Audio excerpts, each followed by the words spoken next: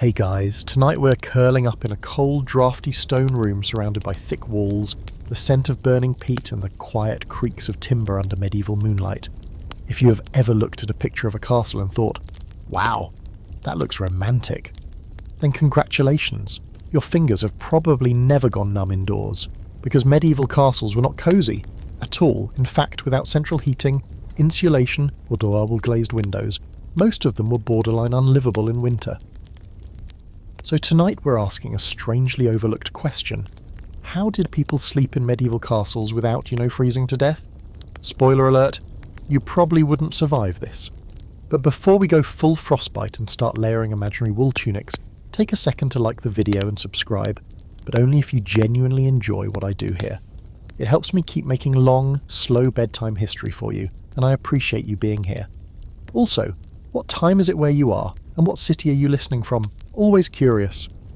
Now, dim the lights, maybe turn on a fan for that soft background hum, and let's ease into tonight's journey together.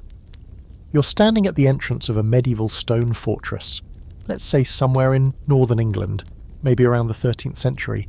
The wind howls off the moors, the sky is gunmetal grey, and you're wearing, well, hopefully something woolen. As you step into the gatehouse, the air inside doesn't change much. That's the first thing people don't realise about castles. They're cold inside, colder sometimes than it is outside. Those thick stone walls, great for withstanding a siege, not so great at trapping heat. Castle builders prioritised defence over comfort. The stone was quarried locally, heavy, rough and often wet when freshly laid.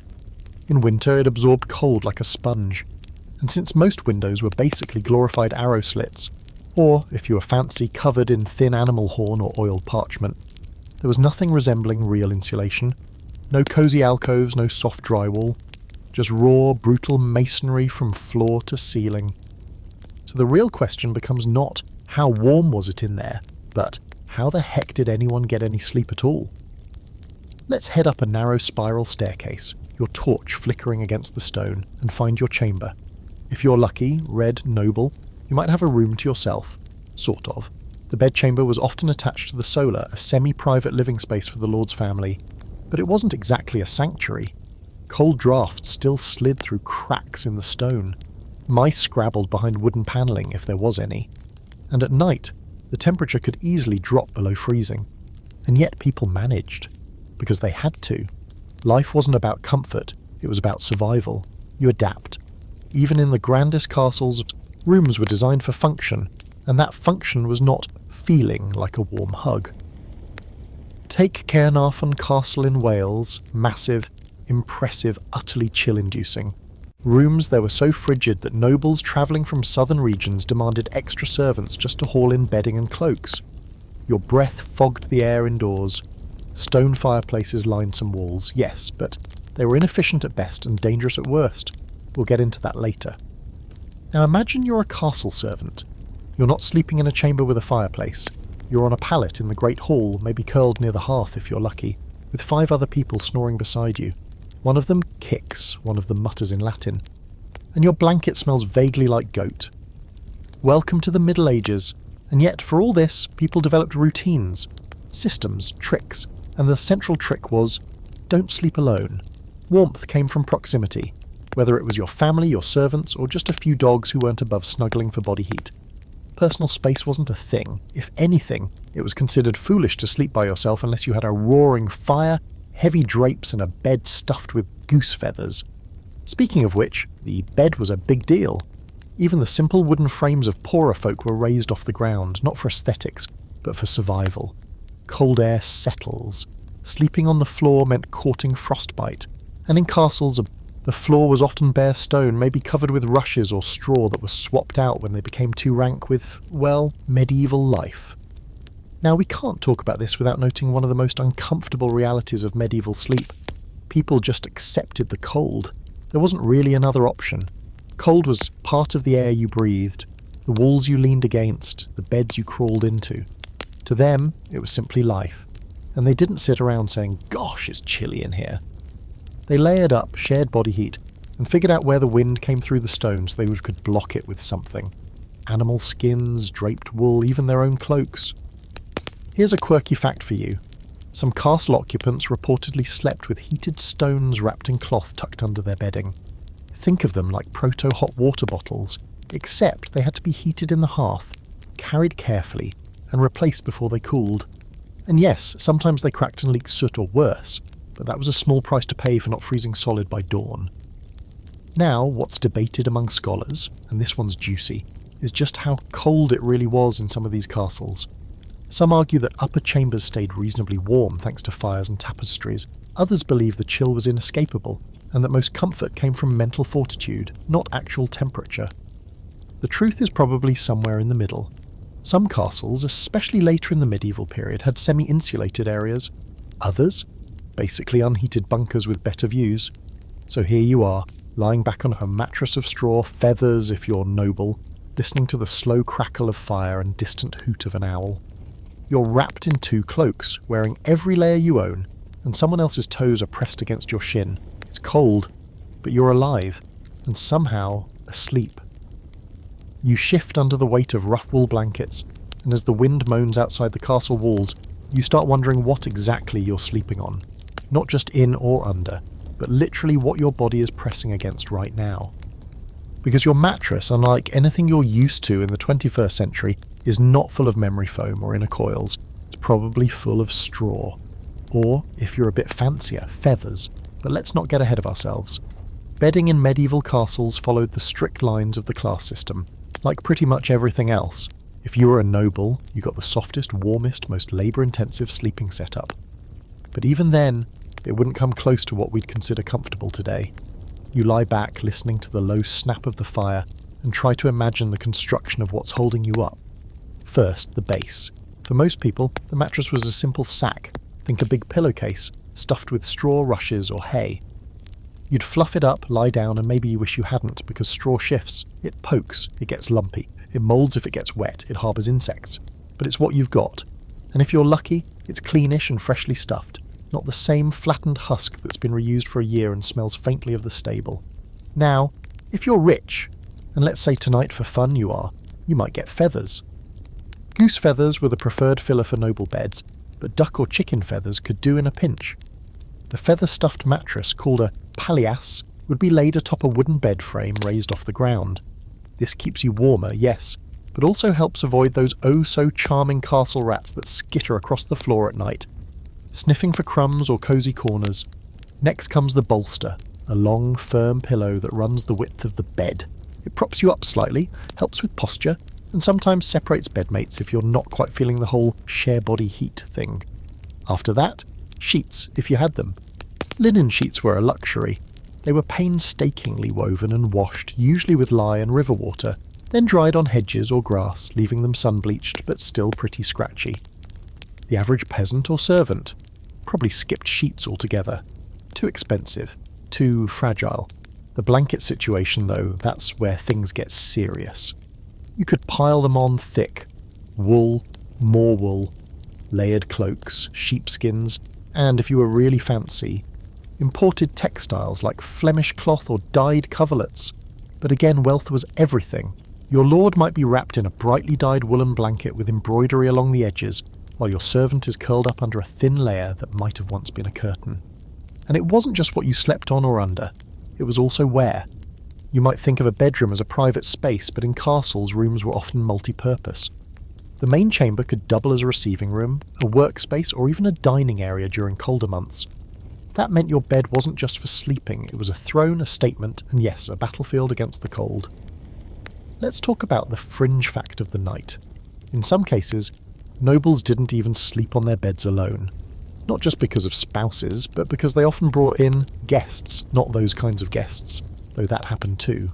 More like important visitors, children, and even close servants who stayed nearby in case they were needed. The bed was big, crowded, and often noisy. Imagine falling asleep while someone 3 feet away snores like a warhorse. There's also the question of bedding maintenance. How do you clean all this stuff without a washing machine?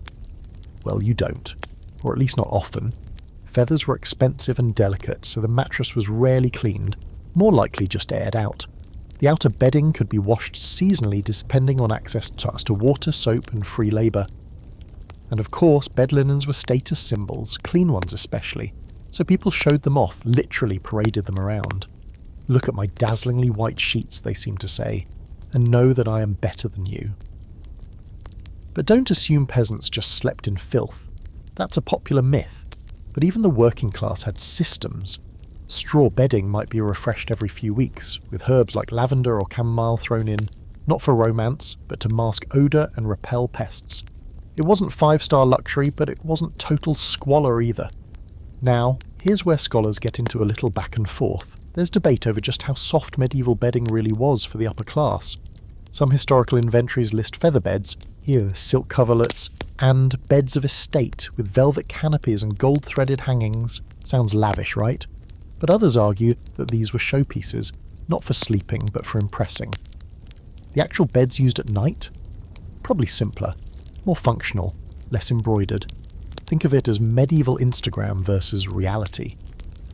Meanwhile, in the lower ranks of the castle, practicality ruled. Servants might sleep on simple sacks of straw rolled up and tucked into corners. They often reused cloaks as blankets and placed boots or tunics near the hearth to warm them for the next day. And if you were a page or squire, you'd be up before dawn anyway, so sleep was short, chilly and interrupted. Yet people made it work. They adapted to discomfort the way modern folks adapt to traffic, low Wi-Fi or bad coffee. You don't love it, but you deal. And in a cold stone castle, that meant learning to treat your bed like a survival pod. Layers mattered, proximity mattered. Knowing which part of the wall was least drafty definitely mattered. So as you lie there tonight, under the weight of scratchy wool and maybe one very affectionate cat curled at your feet, you start to understand something. It wasn't about luxury. It was about endurance. You didn't have to sleep well, you just had to sleep enough to get through another day of winter. You close your eyes, shifting, slightly to avoid the straw lump under your hip. It crunches softly like dry leaves. Outside, the wind hasn't let up, but your little cocoon, however primitive, is holding its own. Somewhere down the corridor, a door creaks. You stir under your heap of wool and feathers, eyes still half closed, and you realise something. You're not alone. Not in the spooky castle ghost way, though yes, we'll get to that later, but in the very literal, practical sense. Because in a medieval castle, sleeping was rarely a solitary activity, especially for the lower ranks. Welcome to the Great Hall crash pad, where rest isn't private but communal, noisy, and weirdly social. The Great Hall is the heart of the castle. By day, it's a bustling centre for meals, music, and business. But at night, it transforms. Torches dim, hearth embers glow, and suddenly it becomes a bedroom for dozens of people. Imagine sleeping in your office conference room after clearing off the table and tossing down a blanket. That's basically the vibe. You roll off your makeshift bedding and take a look around.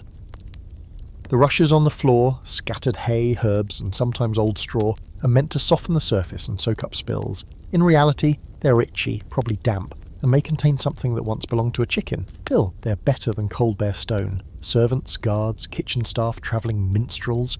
Everyone gets a spot in the Great Hall. Space is first come, first served, and if you're lucky, you've claimed a place near the fire.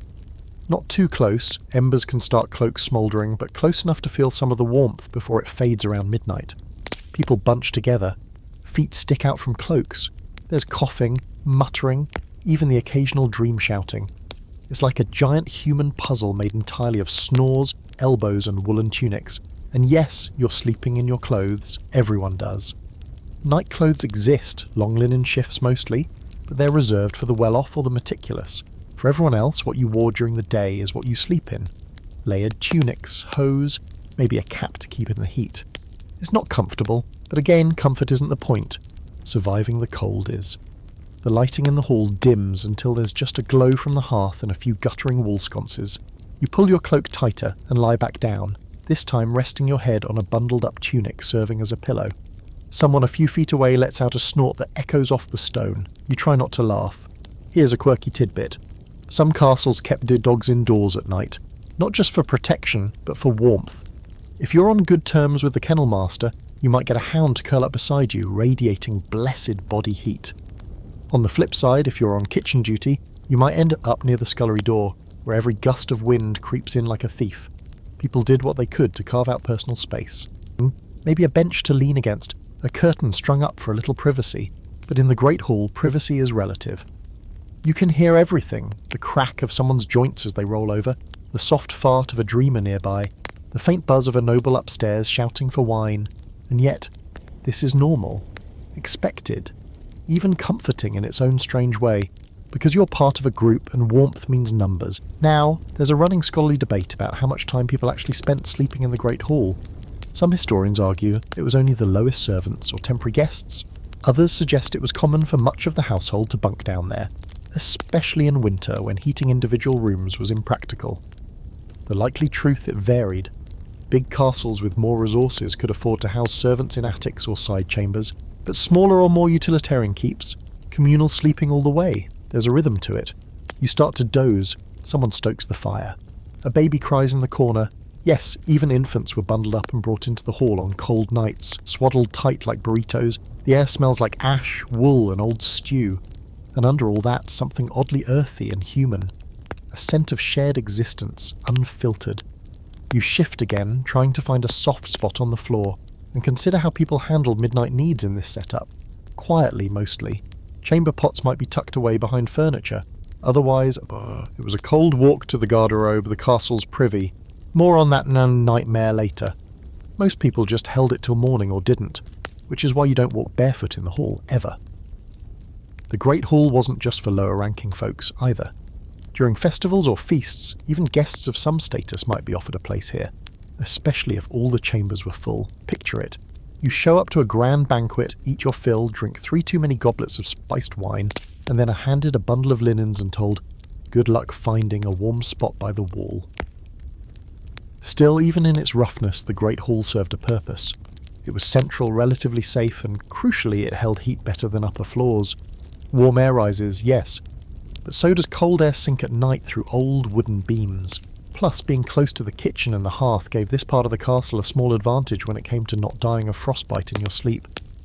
Let's not pretend it was charming, though. This wasn't a slumber party, it was survival. The air might get so cold your breath fogged, and waking up meant stiff limbs and frozen fingers. But then you'd rise, shake out your cloak and start the day, because that was the expectation. No complaints, just routine. Now imagine the same scenario in summer. The hall gets hot, stifling, and the same sleeping arrangement suddenly feels oppressive instead of cosy. People toss off layers, open wooden shutters if they can, and trade freezing winds for swarms of flies. You'd think warm weather would improve sleep, but ironically, it often just changed what made people miserable. So tonight, tucked among servants and strangers, you learn a truth about castle life. The cold was constant, but company was the real comfort. Whether by choice or by necessity, people slept side by side under shared blankets, around shared fires. It wasn't peaceful, but it worked. And when someone rolls over and steals half your blanket, you just grumble, pull your tunic over your ears, and drift back to sleep. It's sometime just before dawn now, the kind of deep, silent hour when even the fire forgets to crackle. You've made it through the night in the Great Hall, though your back's a little sore and your foot's been nudging a stranger's boot for the past hour. But now let's take the stairs up, higher into the castle, past the archways and stone corridors where torchlight flickers against worn tapestries. You're heading to a very different kind of sleeping space. The private bedchamber of a lord or lady. This isn't just any room, it's a symbol of power, of wealth and of warmth, kind of. Because let's not kid ourselves, even for the upper crust, castles were still glorified iceboxes, but the nobility had better tools and better strategies for keeping the chill at bay. You step through a heavy wooden door banded in iron. Inside is a room that actually feels intentional. There's a raised bed in the centre, tall and dramatic, draped in heavy curtains of wool or velvet. The walls are hung with embroidered cloths, not just for looks, but for insulation. Thick tapestries depicting religious scenes or family crests help trap body heat. A cosy workaround in a world without radiators. The bed itself is a bit of a marvel. Huge, for one. This isn't a twin mattress tucked in a corner. It's a grand wooden frame carved with Gothic detail, likely oak or walnut. The mattress is high off the ground, so high in fact, you might need a step stool to climb in. That's not excess, that's insulation strategy. Cold air hugs the floor, so the further away you are from it, the better your chances of not waking up with icicles on your eyelashes. The bedding is layered like a medieval lasagna. First, a straw mattress to act as the base, then a feather bed, soft and thick, followed by linen sheets, wool blankets, and possibly even fur coverlets. Rabbit, fox, or ermine, if you're extra fancy. And at the very top, the pièce de résistance, a canopy of thick fabric, drawn closed at night to create a microclimate of sorts. In the middle of a freezing room, this bed becomes a little heat bubble, a luxurious womb of warmth and status. You slide under the covers. It's dark, quiet. Maybe there's a low-burning brazier somewhere in the corner, or a small fireplace with coals that glow but no longer flame. The air is cold, but not bone-rattling. You curl your knees up and pull the blankets to your chin, much better than the rush-covered floor downstairs. Still, it's not just about warmth. This bedchamber is also a kind of throne room. Nobles didn't just sleep here. They conducted business, received close visitors, and occasionally held audiences. That bed, half of its function was symbolic. To be invited into it, literally or figuratively, meant intimacy, power, or favour. But even here, sleeping wasn't exactly luxurious by the modern standards. You'd still wear layers to bed, often a nightcap, sometimes gloves, maybe even boots if the floor was especially cold. And if your castle was particularly drafty, you might even wake up to frost on the inside of the window slits. Ever see your own breath in bed? Nobles did, regularly. Here's your quirky fact of the night. Sometimes servants would pre-warm the lord's bed using heated irons or metal pans filled with embers gently swept between the sheets. Sounds fancy, right? Until you realise that if the pan slipped or wasn't handled carefully, it could literally set the bed on fire. Medieval luxury was always a bit flammable. Now, unlike the Great Hall, this chamber offered a measure of privacy. But not total isolation. Many nobles shared their bed with someone, not always a spouse. It might be a favoured courtier, a bodyguard, or even a high-ranking servant. Again, it wasn't always about intimacy. It was about heat, safety, and social ties. Bed sharing in this context wasn't weird. It was normal. There's an ongoing academic debate here too, whether noble chambers were truly private in the way we understand the word. Some scholars argue that these spaces were as much public theatres as sleeping quarters. Others claim that as castles evolved, the noble bedchamber became more secluded and intimate. But the reality, as usual, falls somewhere in between. You are alone, but never really alone. Let's pause for a sensory moment. The bed creaks faintly as you adjust. Outside the arrow-slit window, the wind moans over the battlements. You can hear it slipping through the narrow stone opening, even with a wooden shutter latched in place. The air smells faintly of ash, wool and lavender, used often in noble chambers to mask the less glamorous castle scents. Your fingertips brush against embroidered linen. The fabric is coarse by modern standards, but beautifully made. You trace a little swirl in the stitching, something your lady's maid spent hours crafting by firelight. Even in this high-status cocoon, the cold is a presence. A shadow in the room, but it's held at bay, barely, by layers of cloth, clever architecture, and an entire domestic staff working behind the scenes to make this one room less unbearable than the rest. And about that staff, some would sleep just outside the door on pallets or benches, ready to be summoned. Others would rise before dawn to rekindle the fire, or lay out fresh clothing warmed by coals. A noble's sleep was serviced like a ritual, each layer of comfort built on someone else's labour. So you breathe in the darkness, warm beneath fur and wool, knowing you're insulated not just by fabric but by the hierarchy that placed you here. Somewhere below, in the freezing great hall, your steward rolls over on his straw pallet, and across the courtyard, a stable hand pulls a horse blanket over his shoulders. But here, in the Lord's bedchamber, sleep comes softer. Not because the room is truly warm, but because everything around you has been arranged, strategically, carefully, and historically, for the illusion of warmth. You close your eyes and listen to the last crackles of the hearth, the faint stir of wind against the tower walls. Sleep doesn't just arrive, it's summoned, layered, protected. You're waking up now, or maybe you never fully slept, and the first thing you notice is a faint golden glow sneaking in from the window slit. The second thing, your nose is freezing, like truly freezing. The kind of numbness that makes you wonder if it's still attached to your face. And yet the rest of your body is warm, almost stifling under the weight of blankets and furs. You blink up at the ceiling of heavy wooden beams and tug the coverlet a little higher. Welcome to the magical world of canopy beds, a medieval invention that was part bed, Part fortress against the cold, at first glance a canopy bed looks like a status symbol. 4 tall posts, ornate carvings, rich fabrics, embroidered curtains, and yes, nobles loved showing off, but under all that flair was a clever piece of climate engineering. These beds weren't designed to be pretty, they were built for survival. You shift beneath the covers and run your hand along the edge of the curtain. It's thick, woven from heavy wool or velvet, and when it's drawn it transforms the bed into a warm, tented cocoon. The curtains trap body heat, block out drafts, and create a microclimate inside. The larger the castle, the colder the room, so the bed became its own tiny, self-contained room within a room. Think of it like a medieval sleeping bag, but one that weighs 300 pounds and takes 6 servants to assemble. The canopy itself, that flat roof above the bed, wasn't just decorative either. It blocked falling soot from the ceiling beams, because yes, sometimes rodents, dust, or even the occasional stone flake would fall from the roof. Imagine waking up to a bit of rat dander in your mouth. No thanks. As you lie there in your royal cocoon, it's worth noting that canopy beds weren't reserved for the elite alone. By the later medieval period, even middle-class households had simpler versions, maybe less ornate but still functional.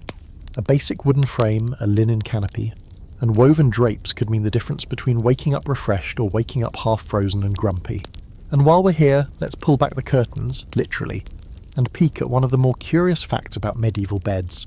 They were often shared. Even in noble households, it wasn't uncommon for multiple people to sleep in the same bed. Sometimes that meant a spouse, sometimes children, sometimes visiting nobility or even favoured servants. A big bed wasn't just luxury, it was strategy. Body heat was the most reliable source of warmth, and humans are basically portable furnaces when you get enough of them in one place. Here's your fringe fact of the evening. In some households, a canopy bed was passed down through generations like a family heirloom, not just for its value, but because breaking it down and moving it was such an ordeal. We're talking hundreds of pounds of timber, hand-forged brackets, velvet curtains with real silver thread. Transporting a medieval bed could take multiple carts and several people. And yes, if you were travelling, you might bring just the curtains and linens and borrow a local bed frame, or sleep on the floor and curse your own wealth for being so heavy. The scholarly debate here gets into questions of function versus status. Were these elaborate beds primarily practical, or were they just the medieval version of Instagram furniture? Some historians argue the canopies were primarily for show, exaggerated displays of wealth and lineage, particularly when embroidered with coats of arms or religious iconography. Others insist they were purely functional, especially in frigid northern climates, where a poorly insulated castle could kill you. Most likely they were both. In the Middle Ages, practicality and performance often went hand in hand.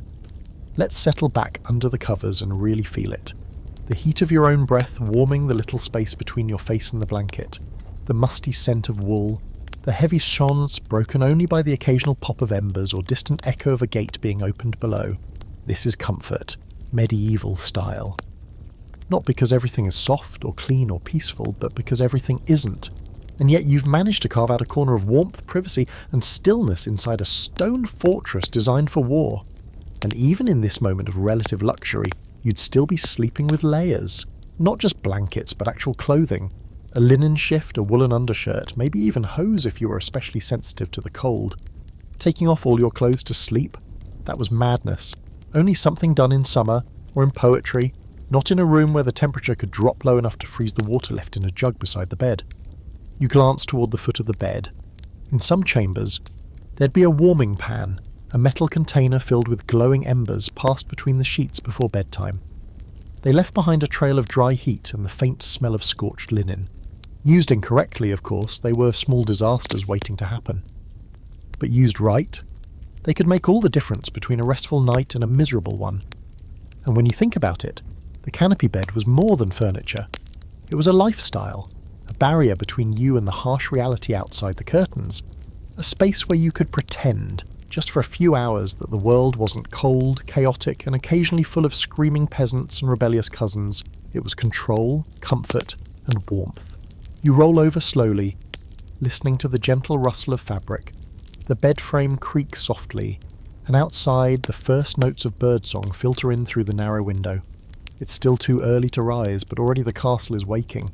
Somewhere down the hall a servant is stoking the fire. Another is dragging in a bucket of water. sloshing ice chunks onto the floor.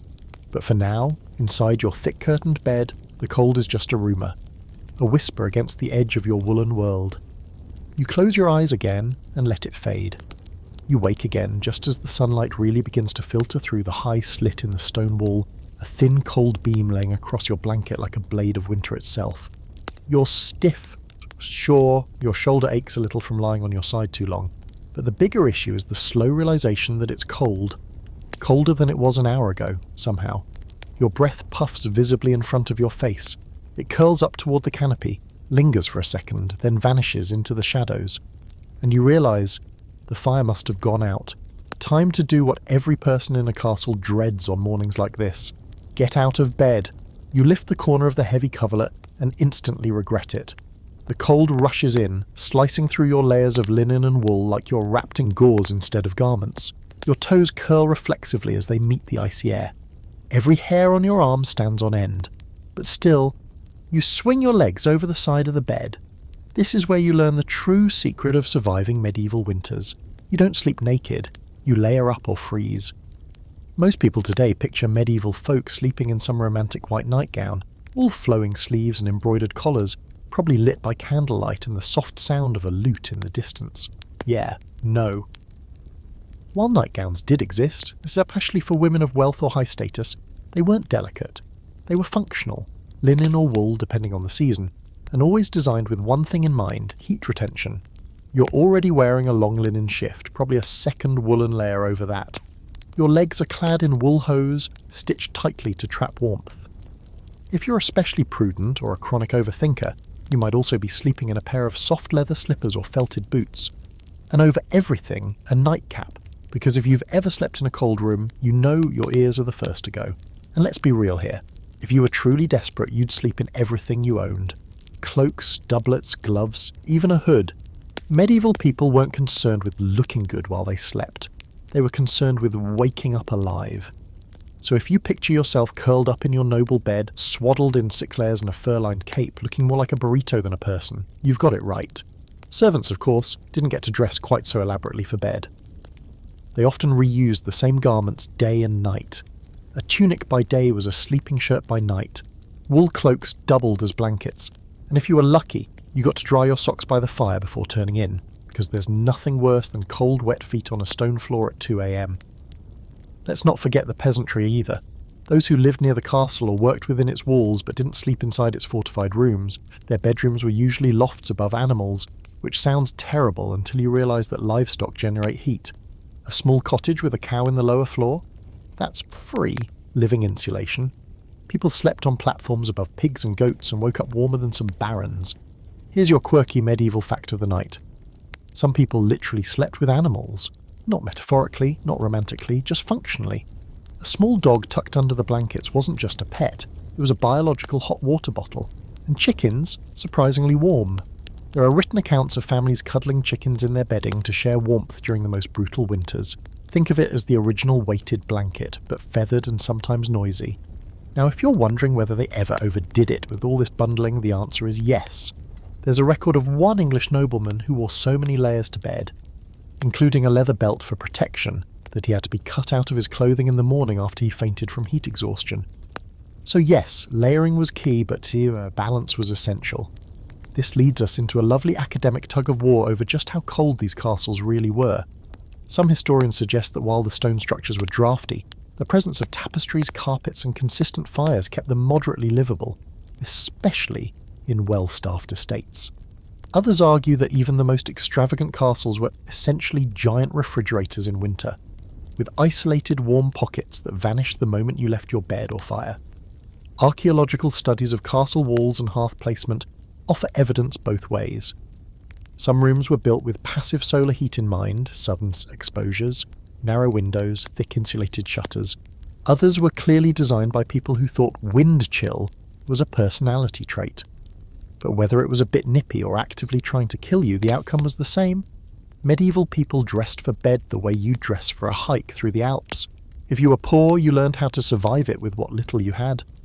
If you were rich, you threw money, servants, and firewood at the problem until you could fall asleep comfortably. Either way, sleep wasn't the luxurious Netflix and chill ritual it is now. It was a battle strategy, so here you are, finally up and out of bed, wrapped in 2 cloaks, your breath still fogging the air. You shuffle toward the brazier in the corner and give it a little poke with an iron rod. A few embers blink back at you, unimpressed. You sigh, wrap your blanket tighter, and consider calling for your servant to fetch more coals.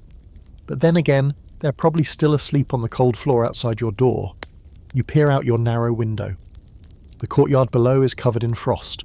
A couple of guards are pacing in heavy fur capes, their boots crunching on the frozen stones. A stable boy leads a steaming horse across the cobbles, the animal's breath clouding in the early light. You're still groggy, still chilled to the bone, but you're up. And thanks to your linen shift, your woolen socks, and the dog-shaped furnace still curled at the foot of your bed, you're not frozen. Small wins, in medieval terms. The chill doesn't fade, it settles. It follows you across the room like a patient shadow, slipping beneath doorframes and curling between the flagstones, never in a rush, just there.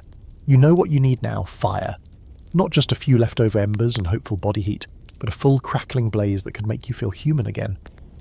You glance at the fireplace in your chamber, a grand, soot-streaked structure carved from limestone, and instantly realise why sleeping near fire in a medieval castle was a blessing and a gamble.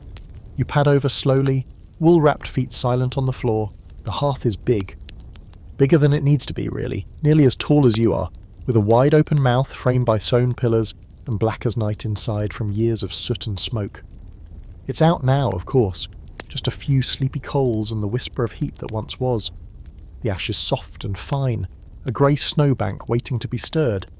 But before you do anything, let's talk about why this fireplace exists in the first place, and what medieval people had to contend with when using them. Fire was the #1 way to warm a room, obviously, but it wasn't as simple as lighting a match and flipping a switch. Most castle fireplaces were shallow, with wide chimneys that did little to funnel smoke up and a lot to let wind and ash in. Some were poorly built, especially in older castles, designed more for grandeur than efficiency. Others had clever draft systems and hoods meant to channel smoke, but the truth? Even the best fireplaces were temperamental. You stir the ashes with an iron poker, trying to coax a little life from the coals. There's a faint glow, but not enough to light your socks on fire. Yet. You know from memory there should be a small stack of kindling tucked into a nook beside the hearth. Birch twigs, a few dry pine cones, maybe a sliver or two of hardwood that burns slow and hot. You add it gently, watching smoke curl upward in a lazy spiral. Here's where the romance ends. Fireplaces in castles were incredibly dangerous. Most weren't lined with modern fire brick, and chimneys could clog with soot, sometimes catching fire themselves. Sparks could leap out and land on a wool rug, a hanging tapestry, or, more horrifyingly, on your bed curtains, which, by the way, were often the most flammable objects in the room. Imagine being cocooned in a velvet-lined dream nest and waking to find the whole thing ablaze. Quirky fact time. One noblewoman in the 14th century actually survived such an incident by rolling herself in her bedsheets and flinging herself down a spiral staircase. She lived. The bed, however, did not. So despite the obvious benefit of warmth, people treated fire with suspicion. It was essential, but not to be trusted. Fires were rarely left unattended. If you were rich, you had servants whose job it was to tend it throughout the night, gently feeding it wood or adjusting the embers to keep the room temperate without triggering a full-blown inferno. If you were not rich, well, you slept lighter. This leads us to one of the more debated aspects of castle life. How often did people actually have fires in their bedrooms? Some historians argue it was reserved for the wealthiest nobles, and even then, mostly in winter. The cost of wood, the danger, and the labour involved made it impractical for daily use. Others believe that fireplaces were common in private chambers, especially in colder climates, and were used regularly, albeit with caution. What we know for sure is that even with a fire going, the warmth didn't travel far. Sit within 5 feet? Toasty. Move 10 feet away? Your breath still fogs. These fireplaces radiated heat unevenly, and that they lost much of it up the flue, which is why furniture in a noble's chamber was often grouped close together in a tight strategic circle around the hearth, and why beds were placed in corners, not for privacy, but to avoid the worst drafts. You finally manage to nurse the fire back to life. The twigs catch, pop, and crackle. Flames stretch upward, licking the old stone grate. You hold your hands out, palms open, and let the warmth soak in slowly. It's the kind of heat that feels almost emotional after a night of cold. The kind that reminds you you're alive, and it's not just for comfort. Fires in castles were functional. You could dry wet clothing beside them, warm up a stone to place under your blankets, or even heat a little iron dish of spiced wine or broth to sip before bed. You couldn't cook in your bedroom fire, but you could gently reheat something brought from the kitchen, assuming a servant was kind enough to risk the icy corridors to bring it. Some castles had central heating systems of a kind, hypocausts borrowed from ancient Roman designs, that funneled hot air under floors or through walls, but these were rare, expensive, and found mostly in ecclesiastical or royal residences. Your average castle relied on brute force, large fires, layered clothing, and careful room positioning. Which way did the room face? Was there a windbreak? Did the fireplace back against another hearth in the next room, so heat was shared? Castle architects thought of these things, even if their results were inconsistent. Let's take a quiet moment here. You sit beside the fire, the stone floor cold against your ankles, the flames flickering orange and gold against the chamber walls. You sip a little watered wine, lukewarm, but it helps. Outside, the wind rattles the shutter. Inside, the room breathes again, slowly, warmly. You remember last night, the bed curtains, the layers, the frozen breath. And now, this tiny pocket of heat you've managed to summon feels like a miracle. The kind of miracle that involves dry wood, decent kindling, and a bit of luck. This was medieval life, not glamorous, not romantic, just a series of little battles against discomfort, fought with ingenuity and stubbornness. The fireplace wasn't just an architectural detail, it was a lifeline, a dangerous, flickering, smoke-scented lifeline that could either save your night or burn down half your chamber. Still, you sit close, closer than you probably should, because warmth is addictive. And right now, it's the most luxurious thing in the world. The fire crackles, spitting the occasional ember that you gently nudge back with the poker. It's just starting to take hold now, enough to give the room that deep orange glow that softens the hard edges of the stone. You sit back on your heels and pull your cloak tighter. And that's when it happens.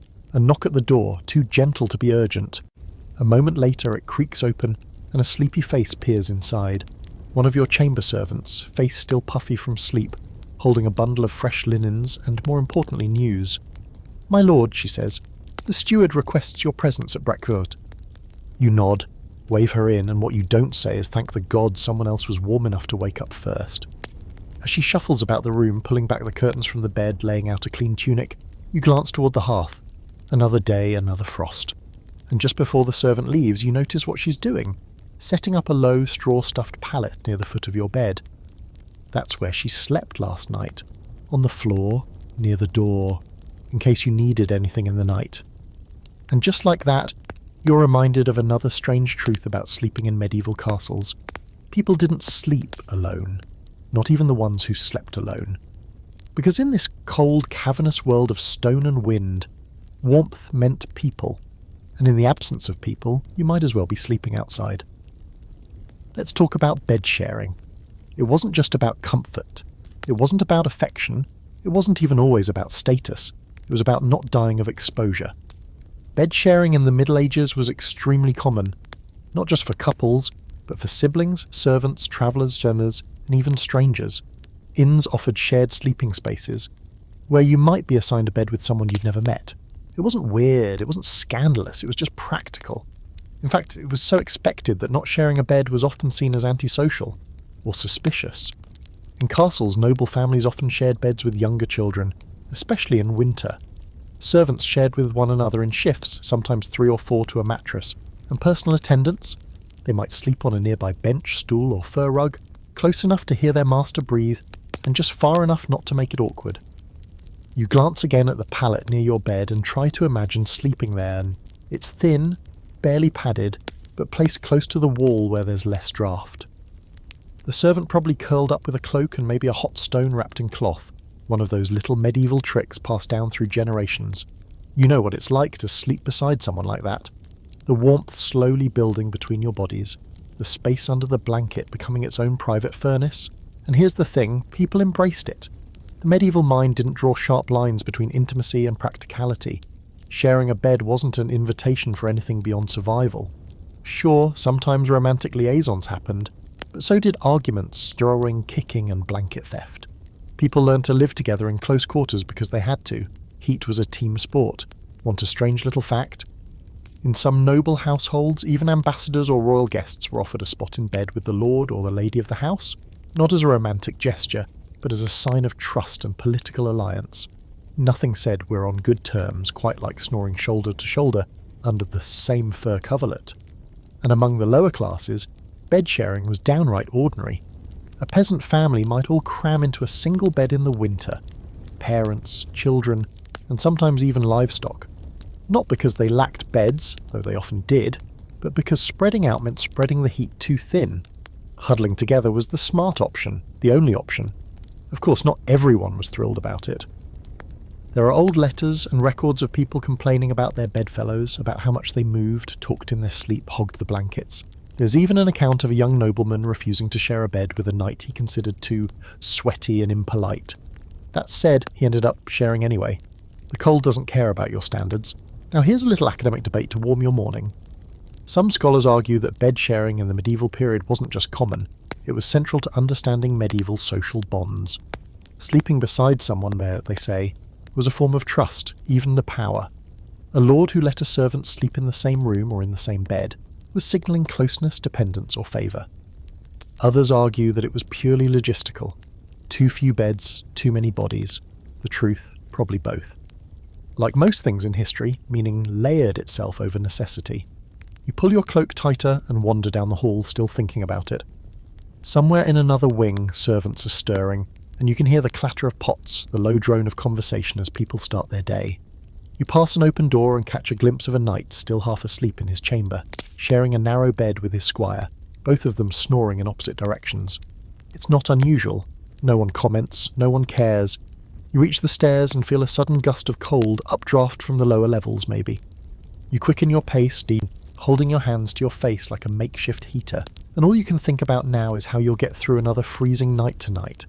And the next, and the next. But at least you'll have a bed. Maybe even someone in it with you. Maybe not by choice, but by strategy. Because if there's one thing the Middle Ages understood, it's that surviving winter wasn't about space or solitude or luxury. It was about shared warmth, the kind that came from bodies, breath, and the knowledge that you weren't facing the cold alone. By now you've made it to the lower hall, your boots thudding softly on the worn stone stairs, and as you walk past the narrow windows that glow with the pale light of morning, you start to feel it, something subtle and instinctual. Not just the cold, which is ever present, but the way the day feels different now. This isn't a world run by clocks and alarms. No sunrise alerts, no 7 a.m. meetings, no to-do lists scribbled onto glowing screens. Instead, the rhythms of medieval life, and of medieval sleep, are ruled by something much older and much simpler. The sun. You've probably heard the phrase, going to bed with the sun. But in the Middle Ages, it wasn't just poetic, it was practical. Candles were expensive, firewood wasn't infinite, and artificial lighting, when it existed, was smoky, dim, and often more trouble than it was worth. So when the sun dipped below the horizon, people wrapped up their day and settled into the long, slow unravelling of the night. No late-night screen time, no scrolling until your eyes hurt, just the natural fade from light to dark, and with it, a slow return to stillness. You step into the solar, the upper room used by the lord and his family, and find it quiet. The fire has been banked, the tapestries hold in what warmth they can. A maid is sweeping up the rushes from the night before, and the smell of crushed lavender rises from the floor. In the stillness you realise that sleep itself, how people did it, was different then too. Here's the weird part. Medieval people didn't just sleep once, they slept in phases. It was called segmented sleep, and there's a solid chance you've accidentally done it yourself on a restless night. People would go to bed shortly after nightfall, say sometime between 7 and 9 p.m, depending on the season, and sleep for a few hours. This was the first sleep, or primo somno. Then, like clockwork, they'd wake up, on purpose. For an hour or two they'd be completely awake, not groggy, not tossing and turning, just up. What they did during this watch period depended on their role in the household. Some prayed, some read, if they were literate and had candlelight. Others talked, tended the fire, or even made love. There are medieval medical texts that actually recommend this period as the ideal time for intimacy or conception. since the body had rested but not cooled. Leave it to medieval science to get oddly specific about bedroom timing. Then after this quiet liminal hour, they drift back into their second sleep, or secundo somno, lasting until dawn or close to it. This was when dreams were said to come stronger, when the body, properly warmed and stilled, slipped into a deeper, more vivid state. You weren't supposed to fight these waking hours, you were meant to embrace them. They were, in a strange way, sacred. And it wasn't just the nobles or the monks who did this. Segmented sleep patterns appear in peasant diaries, religious records, or medical texts, you name it. Everyone, across class lines, seems to have followed this rhythm. The sun went down, sleep came in two halves, and the night was not just a pause but a ritual. Modern scholars have debated whether this was truly biological. Did people naturally fall into segmented sleep because of the darkness? Or was it cultural, a habit shaped by environment and necessity? The answer again is likely both. When you live without electric light and your entire schedule is dictated by the sun, your brain settles into rhythms we've long forgotten. You stroll past the shuttered window and glance at the sun outside, low, thin, watery. It's autumn, maybe early winter. The days are short, the nights are long, and in this world, long nights meant more time for sleep but also more time to think, to whisper, to stir coals and murmur prayers while the fire snapped beside you. Here's a fun, slightly bizarre fringe fact.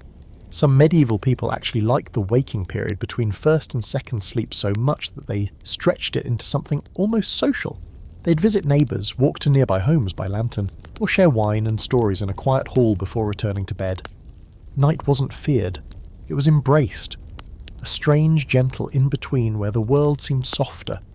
Of course, this wasn't universal. Life in a castle came with responsibilities, guard duty, chamber service, tending to livestock, or late-night arrivals.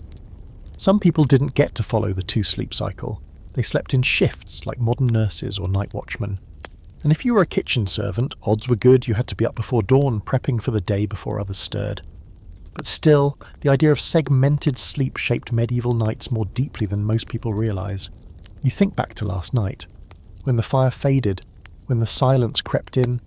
Maybe you woke for an hour or so. Maybe you stirred, stretched, pulled your cloak tighter, and watched your own breath fog in the moonlight.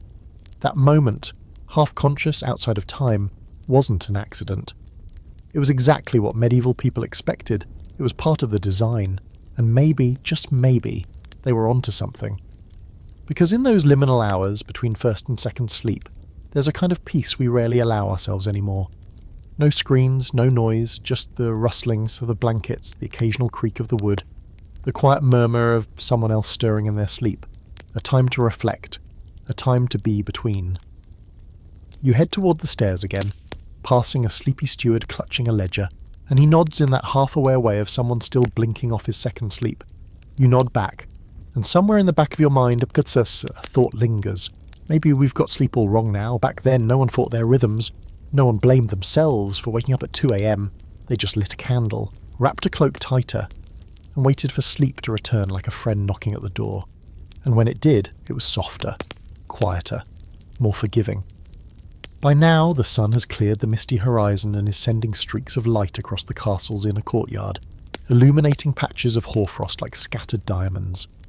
You watch from a narrow window as a stable hand crosses the stones in brisk, sure steps, his cloak flapping in the wind like a flag of duty. Behind him, 2 kitchen boys are hauling buckets of water, arms straining, feet slipping on the icy ground. No one's really awake in the modern sense. They're moving, yes, but awake, that comes later. For now, it's still too cold for thoughts, too cold for full sentences, and yet nature doesn't wait. The day marches forward, people have things to do, and in the middle of all this, you find yourself faced with the strangest and most unforgiving medieval question of all. What happens when you have to pee in the middle of the night? Yep, it's not glamorous, but it's real. Because even if you've bundled up like a wool-wrapped mummy, and even if you've survived the icy fingers of wind crawling through the window cracks, at some point, your body is going to betray you. And when it does, you're going to have to face the terrifying logistics of nighttime bathroom routines in a medieval castle. First things first, there are no toilets, no heated bathrooms, no cosy little side rooms with flushing porcelain and lavender-scented hand soap. If you're in the Lord's chamber, or even in a modest private room, you've probably got access to a chamber pot. It's a ceramic or metal bowl placed discreetly under the bed or in a corner, with a lid that tries and fails to keep the smell contained. When the time comes, you shuffle over, kneel down, and hope your aim's as good as you think it is. All while wrapped in layers of stiff linen and wool, possibly with a belt you forgot to untie in your sleepy panic, and heaven help you if the pot's already been used once or twice that night. Some nobles had a servant, often called a groom of the stool or a night servant, whose job included emptying these charming little vessels in the morning. Glamorous, right? And yes, before you ask, people did use chamber pots for more than just urination. And yes, they were emptied into larger containers, into cesspits, or in some cases, brace yourself, simply tossed out of a window, ideally, but not always, into the moat. Hence the phrase "Gardilou," a warning yell used in some medieval cities to alert unfortunate passers-by that gravity was about to deliver a message. But what if you didn't have a chamber pot? What if you were sleeping in the Great Hall, or on the floor of a servant's chamber, or in a corner of the kitchen under a cloak?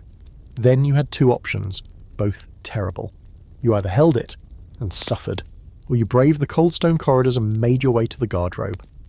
Let's talk about guardrobes for a moment. These were the medieval version of a castle latrine. Usually built into an exterior wall, they were small, narrow chambers, sometimes no more than a stone bench with a hole in it, that dropped straight down into a pit or, in many cases, directly into the moat. There was zero privacy, zero insulation, and a significant draught that made every visit feel like a slap in the face from the North Wind himself. Some guardrobes were communal, others were attached to noble chambers, but all shared one thing in common. They were awful. The cold, the smell, the occasional rat, and, if you were very unlucky, frozen deposits on the stone. In winter especially, the idea of leaving a warm bed to squat over a freezing, wind-whistling hole in the dark wasn't just unpleasant. It was borderline traumatic. That's why people got creative. Some used wooden commodes with lids and removable pots. Others had elaborate chamber stools, especially in wealthier households, that looked like furniture until, well, they were opened. And then there were the ever-practical servants, who just found a quiet corner, handled their business, and cleaned it up before anyone noticed, if they noticed. Here's a quirky fringe fact that'll stay with you forever. Some medieval people believed that holding in urine or feces too long could lead to insanity or death. Not because they understood bladder infections, mind you, but because of medieval medical theories about the four humours. Everything had to be in balance, so if you were walking around full of corrupt humours with no release, clearly you were heading for a very dramatic, slightly tragic end. So when nature called, you answered. Even if it meant tiptoeing barefoot across ice-cold flagstones at 2 a.m, there's a scholarly debate over how much privacy was actually valued in these routines. Modern minds tend to recoil at the idea of using the bathroom in shared quarters, but medieval folks were less precious about it. Modesty existed, yeah, especially among the upper classes and clergy, but function usually trumped privacy. People grew up watching others relieve themselves, nurse babies, or change clothing in close quarters. The body wasn't taboo, it was just part of the background noise of life. You think about this as you move through the corridor, cloak wrapped tightly around your shoulders, passing a wooden bench where a young kitchen boy is curled up with a chicken, nestled beneath his tunic for warmth. Somewhere nearby, someone clears their throat. The castle breathes and stretches and wakes in pieces. Later, of course, the chamber pots will be carried down the servants' stairwells, emptied discreetly into the cesspit, or down a chute designed for just that purpose. The garderobes will be cleaned or not, and someone will toss a handful of herbs across the rushes to try and outsmell the whole affair. But in the middle of the night, when you're fumbling with a linen shift, hoping not to spill a cold metal bowl on your own feet, all of that doesn't matter. All that matters is not freezing, not falling, and not accidentally stepping into someone else's mistake. You return to your room now, grateful for the fire that still burns in the hearth. You shiver, slide back into bed, and wrap the covers around you like armour. Because even in a world of lords and ladies, stone towers and soaring arches, the nighttime routine remains strikingly human. Cold, clumsy, a little embarrassing, and absolutely essential. You're awake again, but this time not because of cold feet or medieval plumbing. No, this time it's something softer, subtle, almost beautiful.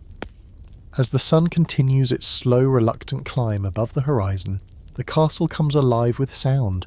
Not loud or sudden, but muffled and rhythmic. The shuffle of boots on stone, the clink of buckets being carried, and faintly, ever so faintly, the whisper of fabric stirring against stone walls. You pull the covers up a little tighter and glance toward the far end of the room. There it is again, that sound, not footsteps, not voices, but something rustling. Curtains. You sit up slowly and take in your surroundings with fresh eyes. The room, once blank and stony in the half-light, is now gently transformed.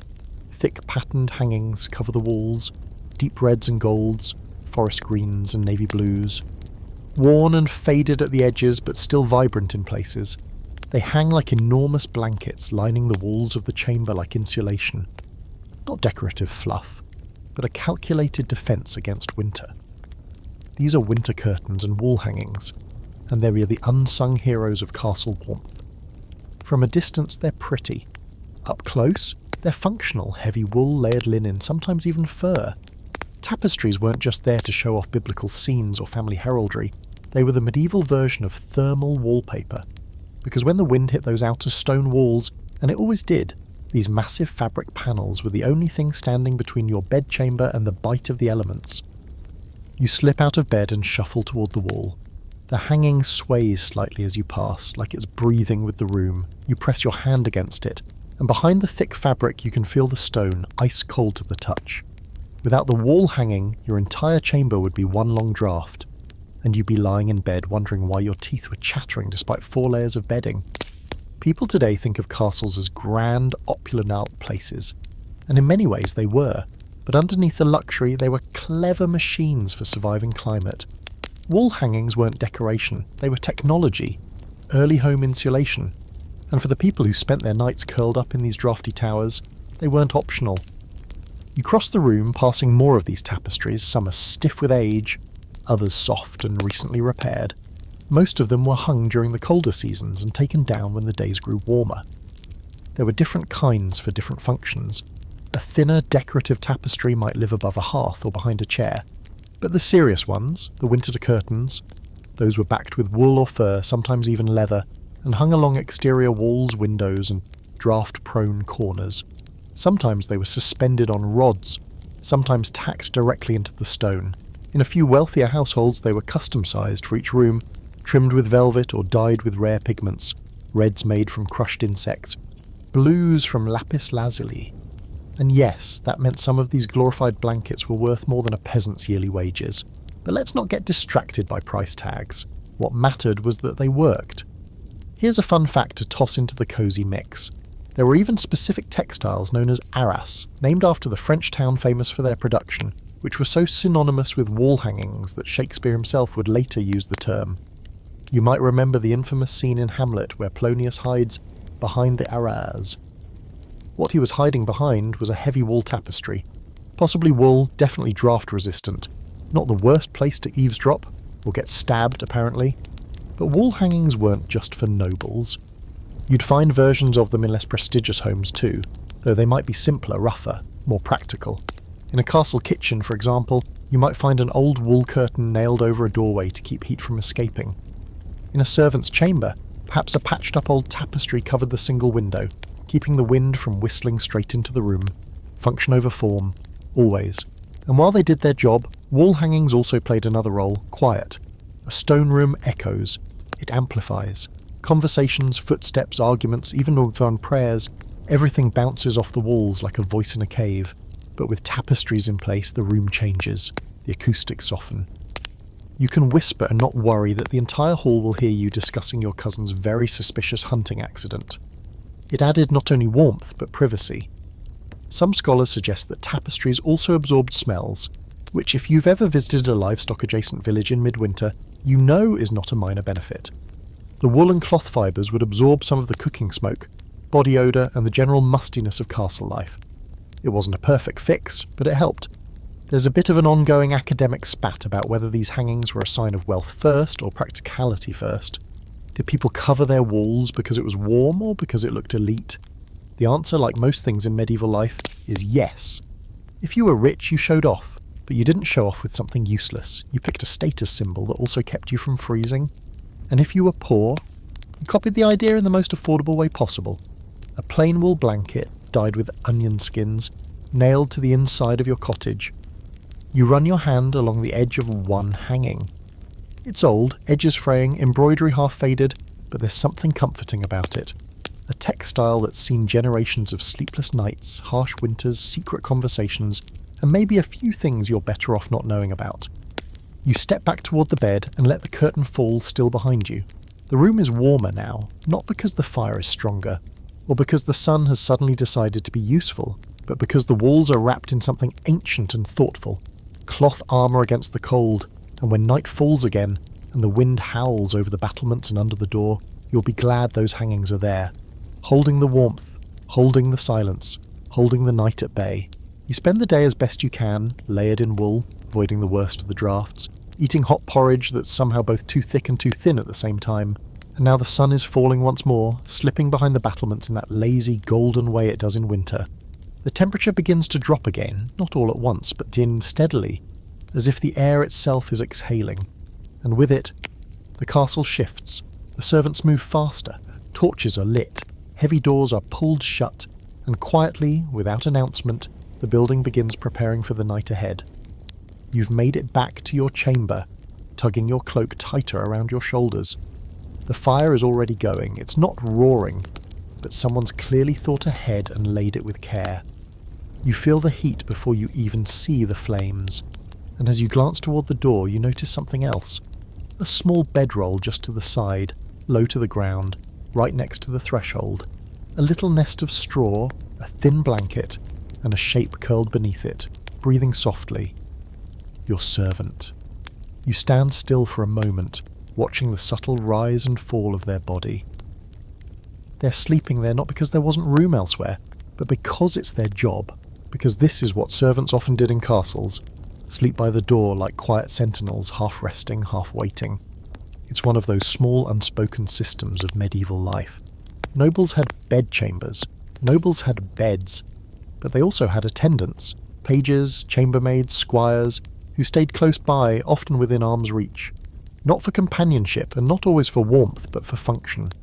If you woke in the night in need of more blankets, a warm drink, or to be reminded what day it was, they were there. If the wind blew open a shutter or a rat scurried too close to your bed, they'd hear it before you did. Their presence was expected, constant, and rarely acknowledged. They weren't always in the room, of course. Some nobles preferred solitude, or at least the illusion of it. But in colder months, especially in draft-prone towers and chambers high in the castle, sleeping by the door wasn't just convenient, it was strategic. Servants, by sleeping near entrances and stairwells, acted as living insulation. They blocked cold air, they buffered sound, and, if the worst happened, if there was an intruder, a fire, or a sudden illness, they were the first to react. You move across the room, soft steps on old wood, and add a log to the fire. It sparks, pops, and sends a brief wave of warmth up your arm. Your servant doesn't stir, they're used to this, used to noise, to footsteps, to waking instantly if their name is whispered. There's something strange about it, isn't there? In modern life, the idea of someone sleeping beside your door would feel invasive. But in a castle, it's security, it's structure, it's trust. And in a world with no electric lights, no intercoms, no cell phones, proximity was everything. Help had to be within arm's reach, otherwise it might as well not exist. Let's be clear, these sleeping arrangements weren't luxurious. The servant's bedroll is thin, their blanket little more than a cloak with pretensions. If they're lucky, they have a sheepskin or wool pad underneath them. If they're really lucky, the wind doesn't slip through the door tonight and rattle their bones until morning. But even so, there's a certain honour in it, a role to play, to be the quiet watcher, the last line between noble comfort and whatever the cold might carry in. Now for your curious medieval tidbit of the evening. Some households went even further with this arrangement. In certain royal courts there were rotating shifts of chamber attendants who would sleep in the room but never sleep fully, dozing lightly in chairs or on cushioned benches with one eye open and one hand on their belt dagger. They were known to sit upright, barely covered, because lying down implied they might really fall asleep, and that wasn't acceptable. And if you think this kind of human surveillance sounds intense, you're not wrong. But when you live in a world where most deaths happen in the night, by illness, by fire, by surprise attack, you start to value those silent figures curled up by your door, more than all the furs and featherbeds in the world. There's a small scholarly debate about how common this practice was across Europe. Some argue it was mostly a high-status phenomenon, something seen in royal or aristocratic households with a surplus of staff and ceremony. Others suggest that even modest castles or manors had at least one retainer sleeping near the master's chamber during coldest seasons or times of unrest. Regardless, the image is clear. In the still hours of the medieval night, someone was always awake, or almost awake, always listening, or always ready. You sit back on your own bed now, the firelight flickering across the ceiling. You glance again at the door. The servant has shifted slightly, turning over and tugging the blanket tighter around their neck. You don't say anything. You don't need to. The night deepens. Elsewhere in the castle, similar scenes unfold. In the great hall, a steward curls on a bench beneath a moth-eaten tapestry. In the kitchens, a scullery maid sleeps beside the hearth, warming her toes in the ashes. In the tower above you, a guard leans against the stone, nodding between patrols, his breath fogging in the moonlight. And just outside your chamber, between you and the hallway where winter rides the draught like a thief, one silent figure lies still. You'll sleep well tonight, not just because of the fire, not just because of the blankets or the thick curtains holding the cold at bay, but because someone else is keeping watch. You wake up slowly, groggy, limbs stiff, breath misting into the early morning cold, and before you even move, you feel it again. That familiar ache in your toes, the creeping chill working its way down your spine like a dripping icicle. You blink at the ceiling beams overhead and sigh. Another day, another low-level battle with the weather. But as you slowly sit up, shaking the sleep from your limbs, something occurs to you. Through every section of this frozen medieval experience, from rush-strewn floors to roaring hearths to bed-sharing body heat, one humble material keeps showing up. Not silk, not velvet, not even fur, but something less glamorous and infinitely more useful. Wool. Yes, plain, scratchy, miracle-performing wool.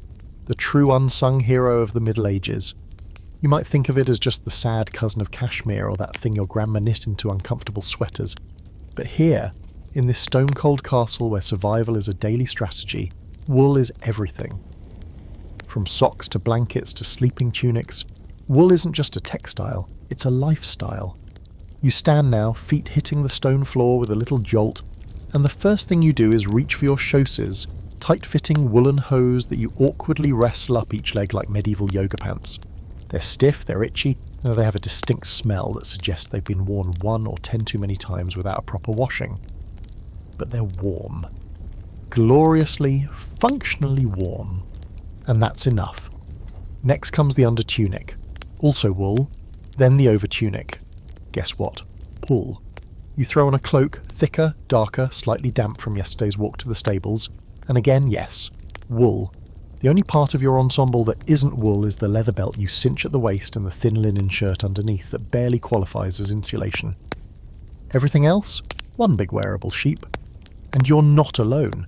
Wool is everywhere in the castle. The bed linens are wool, the tapestries lining the hallways, wool, the blankets thrown over the backs of chairs, wool again. It's not just about material, it's about survival. Wool has this magical quality. It stays warm even when it's wet. And let's face it, in a world without central heating or dryers or weatherproofing, everything is always just a little bit wet. You walk out of your chamber and head down a side corridor, the wool of your cloak brushing against the stone wall. The torches aren't lit here yet, and it's just cold enough that your breath trails behind you in little clouds. Passing a small room used by the castle laundress, you hear the unmistakable slap of wet cloth being beaten against a board. Brave soul. It's barely dawn and she's already working with freezing water. You make a mental note to thank her, or at least nod at her like a normal, emotionally restrained noble. Here's a strange little fact that might make you appreciate your socks a bit more. Wool was so essential that laws were actually passed to protect its production. In England, the wool trade was the backbone of the economy for centuries. So much so that members of Parliament in the 14th century were required to sit on cushions stuffed with English wool during their sessions, not for comfort. It's a literal patriotic statement. Imagine showing your political allegiance by resting your rear end on a national resource. But wool wasn't just economic or political, it was deeply personal. Every layer you wore told a story. The thickness of the weave, the quality of the dye, even how finely it had been spun. A dark, coarse cloak said stable boy. a brightly dyed and neatly embroidered tunic that said wealthy merchant or minor noble with feelings about colour coordination. Wool signalled class, occupation, and most importantly, preparedness for the cold. Let's talk socks, because let's be honest, nothing ruins your entire medieval day faster than cold feet. Woolen socks were common but not always separate from the hose. Some were built into the leg coverings, others were simply wrapped strips of cloth tied around the feet. There were even records of people stuffing extra wool into their shoes, layering it like padding. And those who could afford it might wear 2 pairs, one for insulation, one for durability. Because medieval roads were brutal, boots were questionable, and frostbite was not fashionable. And yet, for all its usefulness, wool wasn't exactly cuddly, at least not at first. Unless it was carefully processed, cleaned, carded, spun and woven with skill, wool could be rough, stiff, and as welcoming as a kitchen scouring pad. That's why so many peasants and labourers looked perpetually itchy. Their wool was practical but not refined.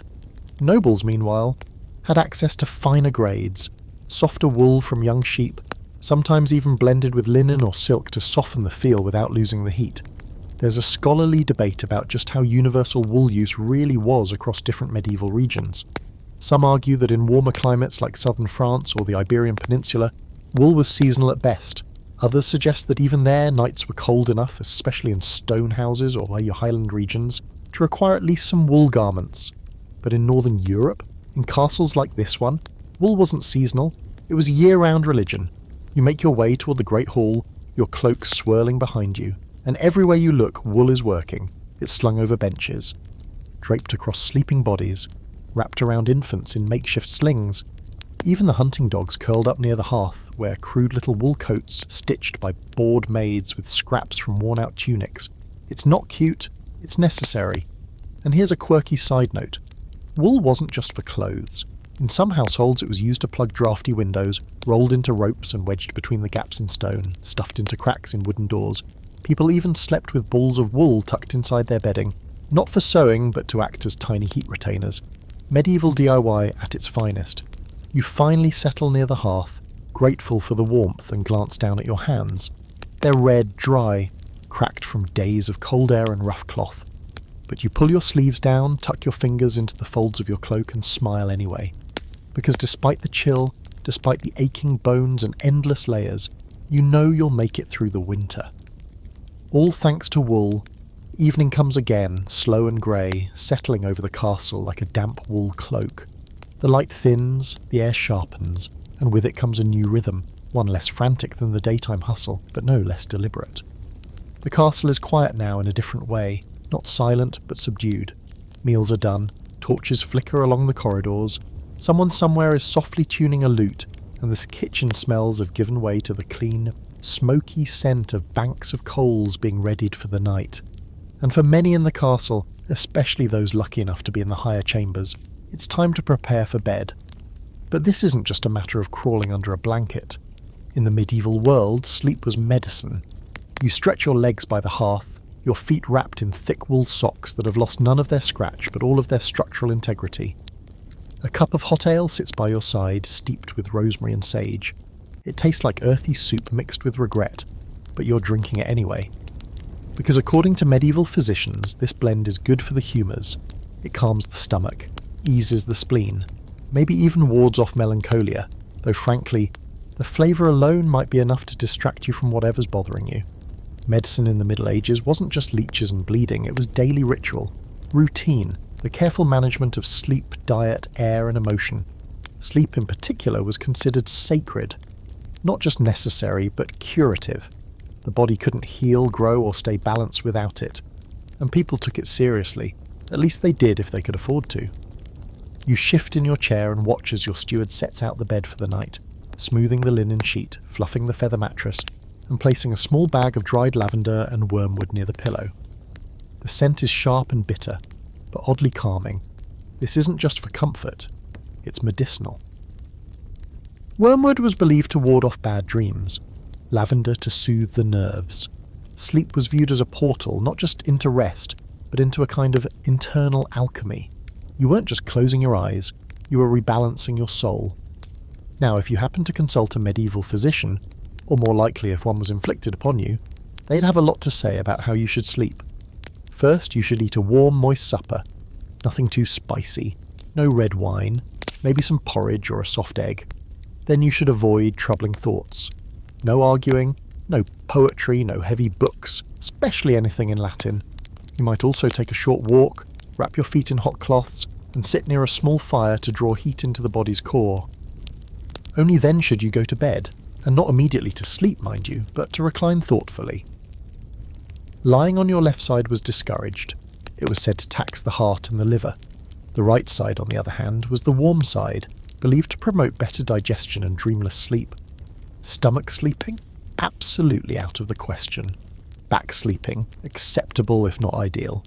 And if you snored, well, the medieval medical community had a charming theory that snoring was caused by an excess of phlegm, which could only be cured by certain herbs or, in extreme cases, bloodletting. You pull your cloak tighter and glance at the herbal sachet on your pillow. You're not entirely sure if it's meant to encourage restful dreams or exorcise a spirit, but either way it smells expensive and that's enough. Here's a strange and slightly delightful fact. Monks, who are held up as the gold standard of discipline and routine, often had highly regimented sleep patterns dictated by medical theory and spiritual necessity. In some orders, they were allowed no more than 5 hours of sleep per night, broken up by multiple prayer services. But despite this brutal schedule, even monasteries made room for small luxuries.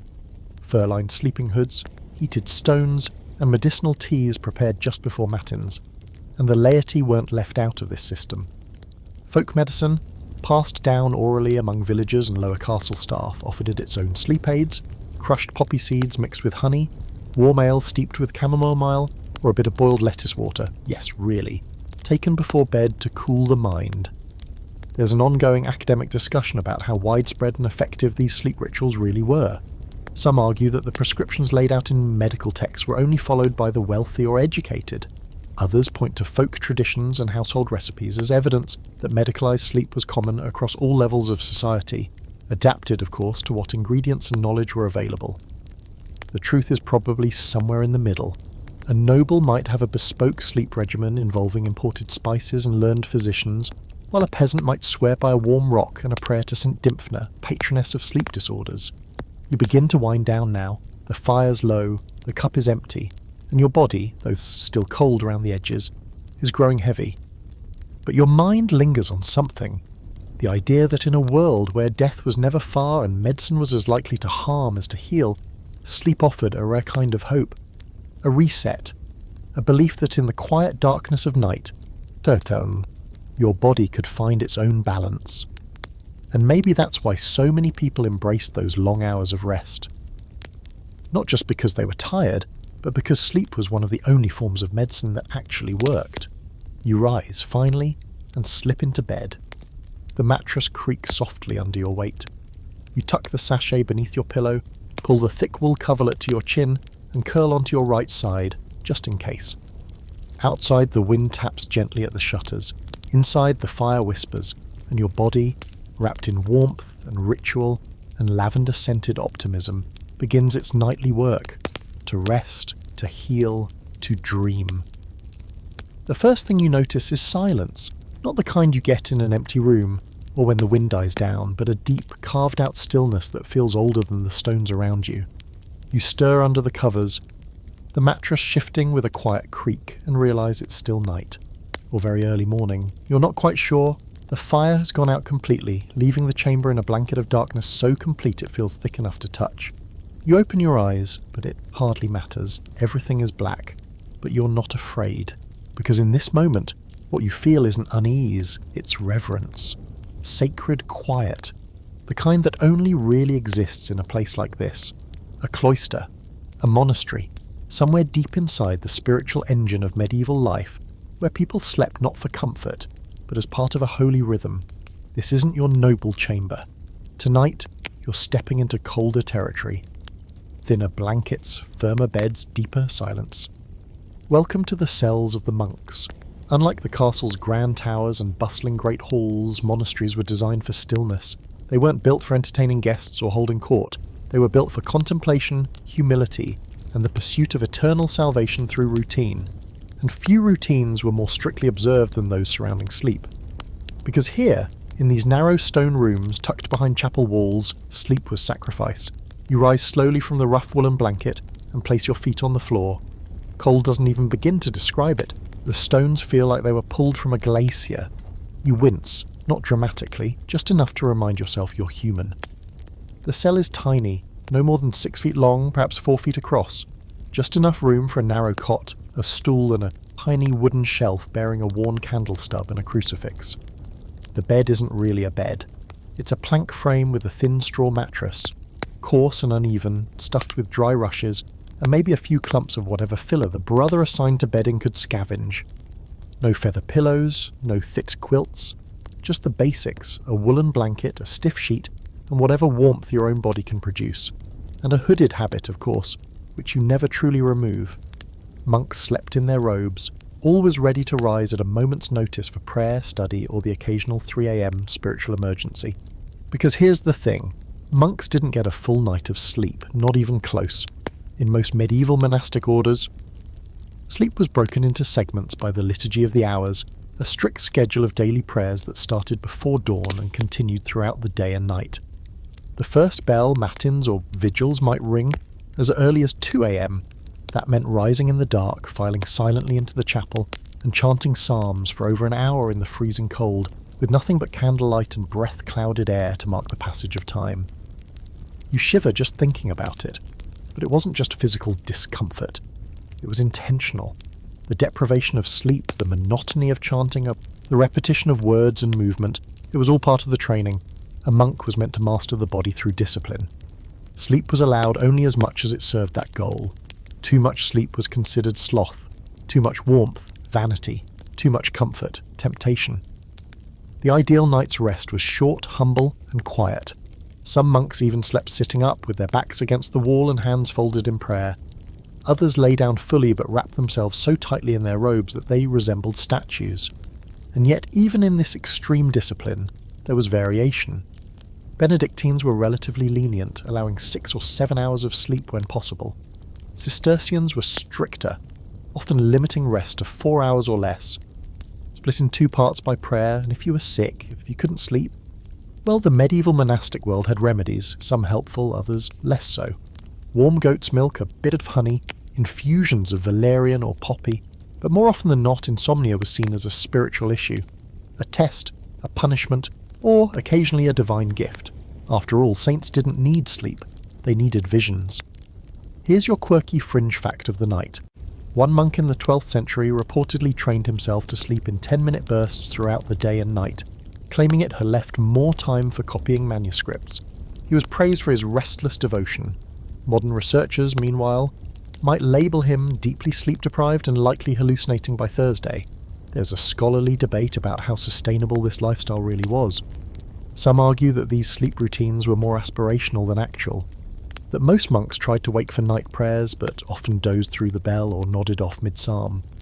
Others believe the rigid schedules were enforced strictly, with punishments for slackers ranging from extra chores to fasting. Most likely it varied by location, abbot, and the individual monk's constitution. But one thing is certain, sleep in monastic life was not for pleasure. It was a tool. You imagine the room again, the cell, the cold, the echo of bare feet down a cloistered hallway. You can almost hear the low chant of voices rising from the chapel, blending into one slow, solemn wave. You picture a monk waking from that thin, uncomfortable cot, eyes puffy, lips already moving through a memorized psalm. No complaining, no hesitation, just movement, prayer, devotion. And yet even in that starkness there's peace, a simplicity, the kind that makes the harshness of the room feel almost holy. The absence of comfort becomes somehow its own comfort. You sleep less, you sleep hard, but when you do, when your body finally gives in, it's pure. No distractions, no illusions, just darkness and breath and surrender. You settle back now under your imaginary monastic blanket, straw rustling beneath you, the cold pressing in from all sides, and somewhere in the distance, far below, maybe even below the chapel, the castle continues its own strange breathing. Stillness in every stone, silence wrapped around silence, and in that silence sleep comes like a prayer answered. Night again, a real one this time, late, silent, and bone-deep cold. The kind of night that wraps around a stone castle like a vice, slipping through cracks in the mortar and creeping down the back of your neck no matter how many cloaks you're wearing. You're back in your chamber, staring into the fire that's decided, without asking, to die out 5 minutes ago. There's nothing left but embers now, faint and sulky, and the temperature is beginning to turn. The room sharpens. The air thickens. And just like that, you remember what people used to do when this moment came. When the fire faded, when the bed was still cold, and when you couldn't quite bring yourself to lie back down into a mattress that promised nothing but goosebumps and regret. You drank, not to party, not to celebrate, not even to numb yourself into a dreamless stupor. But because in the medieval world, drinking before bed was often a strategy for survival, the nightcap wasn't just a modern affectation. It had a long, storied past steeped in medicine, folklore, and the grim determination to make it through the night without shivering yourself into an early grave. You shuffle to the side table where a small clay bottle sits, plain, stout, and blessedly full. Its contents, a warm spiced ale, maybe a diluted mead, or, if your castle's physician is the experimental type, a truly suspicious herbal brew that smells like the apothecary's floor and tastes like someone's garden regrets. Either way, you pour a little into a cup and take a sip. It's sweet and sharp, not quite delicious, but oddly comforting. Heat flows down your throat like velvet wrapped around a dagger. In medieval castles, nighttime drinks were serious business. Depending on your rank and ailments, you might be served a variety of concoctions. Warmed wine with cloves and cinnamon, ale mixed with crushed fennel and thyme, or a more potent blend involving vinegar, honey, and a handful of mysterious cooling herbs someone swore would balance your humours. Every recipe was different, passed down through families or whispered by wandering healers, and every drink had a purpose, to help you sleep, warm your belly, keep bad dreams at bay, or simply dull the sharp edge of a winter night. Let's talk about the medical logic, such as it was. According to the prevailing theories of the time, based on the four humours, cold and wet were bad. Warm and dry were good. That meant the ideal sleeping body was gently heated and slightly dehydrated. A light drink before bed helped move you toward that balance. Too much? You'd tip the scale, wake in a sweat, or worse, be unable to rise for matins. Too little? You'd freeze, or worse, be declared melancholic, which was medieval shorthand for moody and definitely cursed. So there was a science to it, a ritual, something closer to a potion than a pleasure. Monks had their own versions, often using herbs grown in monastery gardens, valerian root, chamomile, sage and mugwort.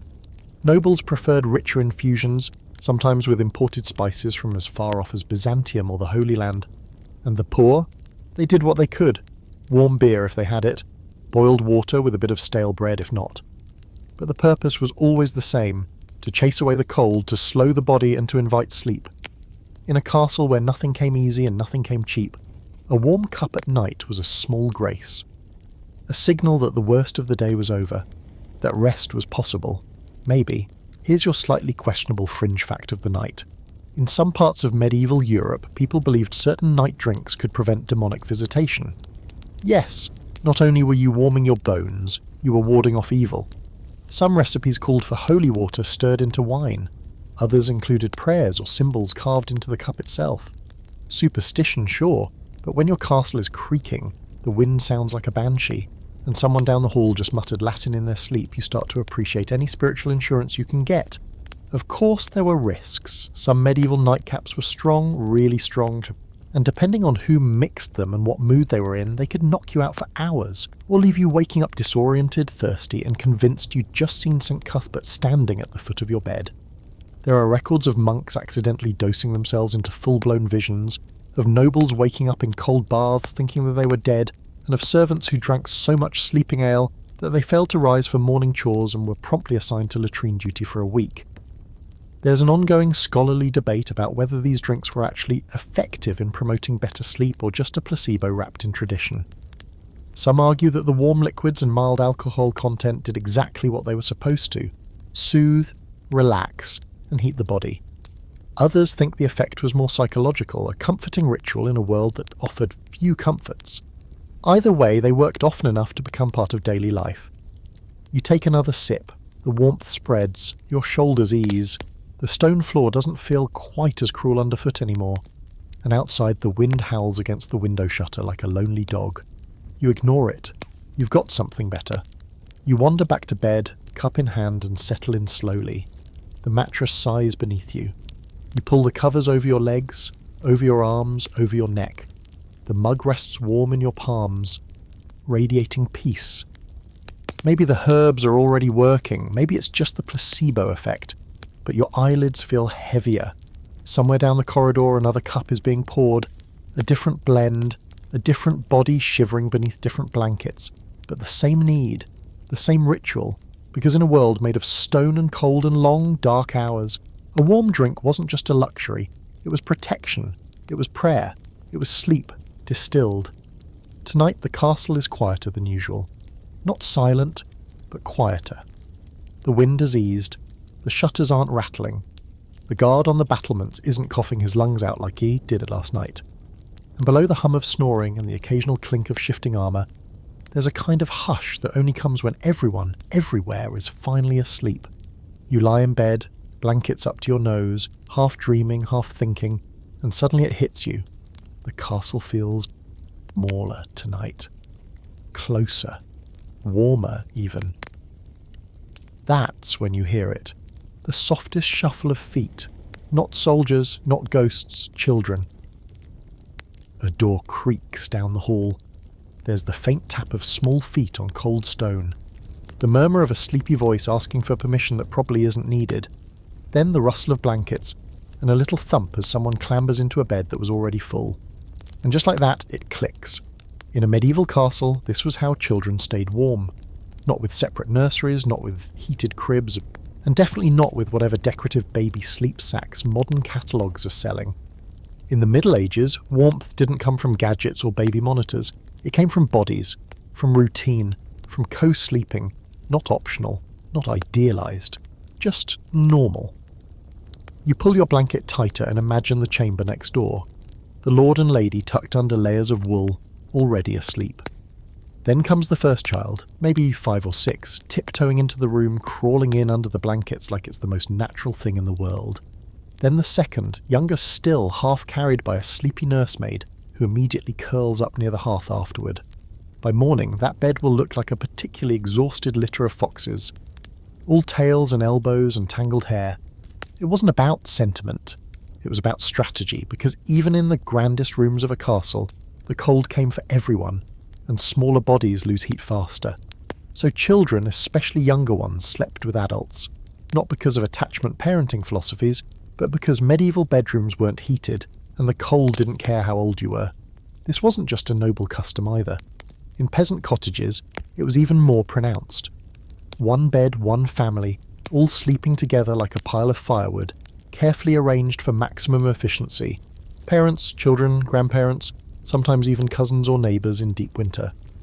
Privacy was a fantasy, modesty negotiable. What mattered was surviving until spring. But in the castle, there were layers of both clothing and protocol.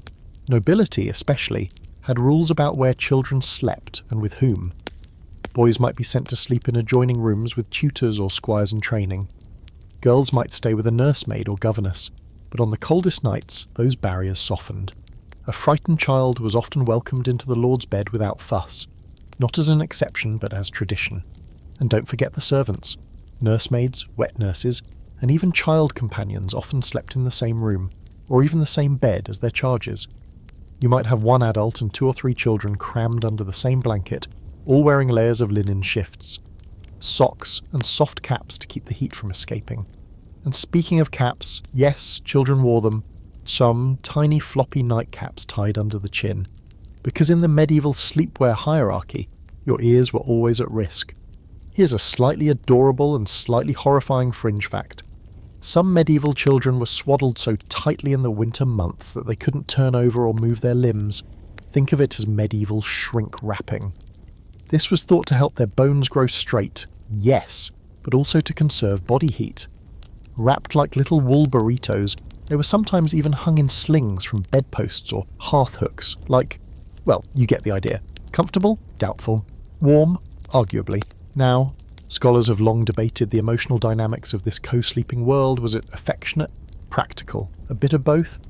Some argue that co-sleeping reinforced bonds between parents and children, especially in a society where daylight hours were full of separation, lessons, chores, formal meals.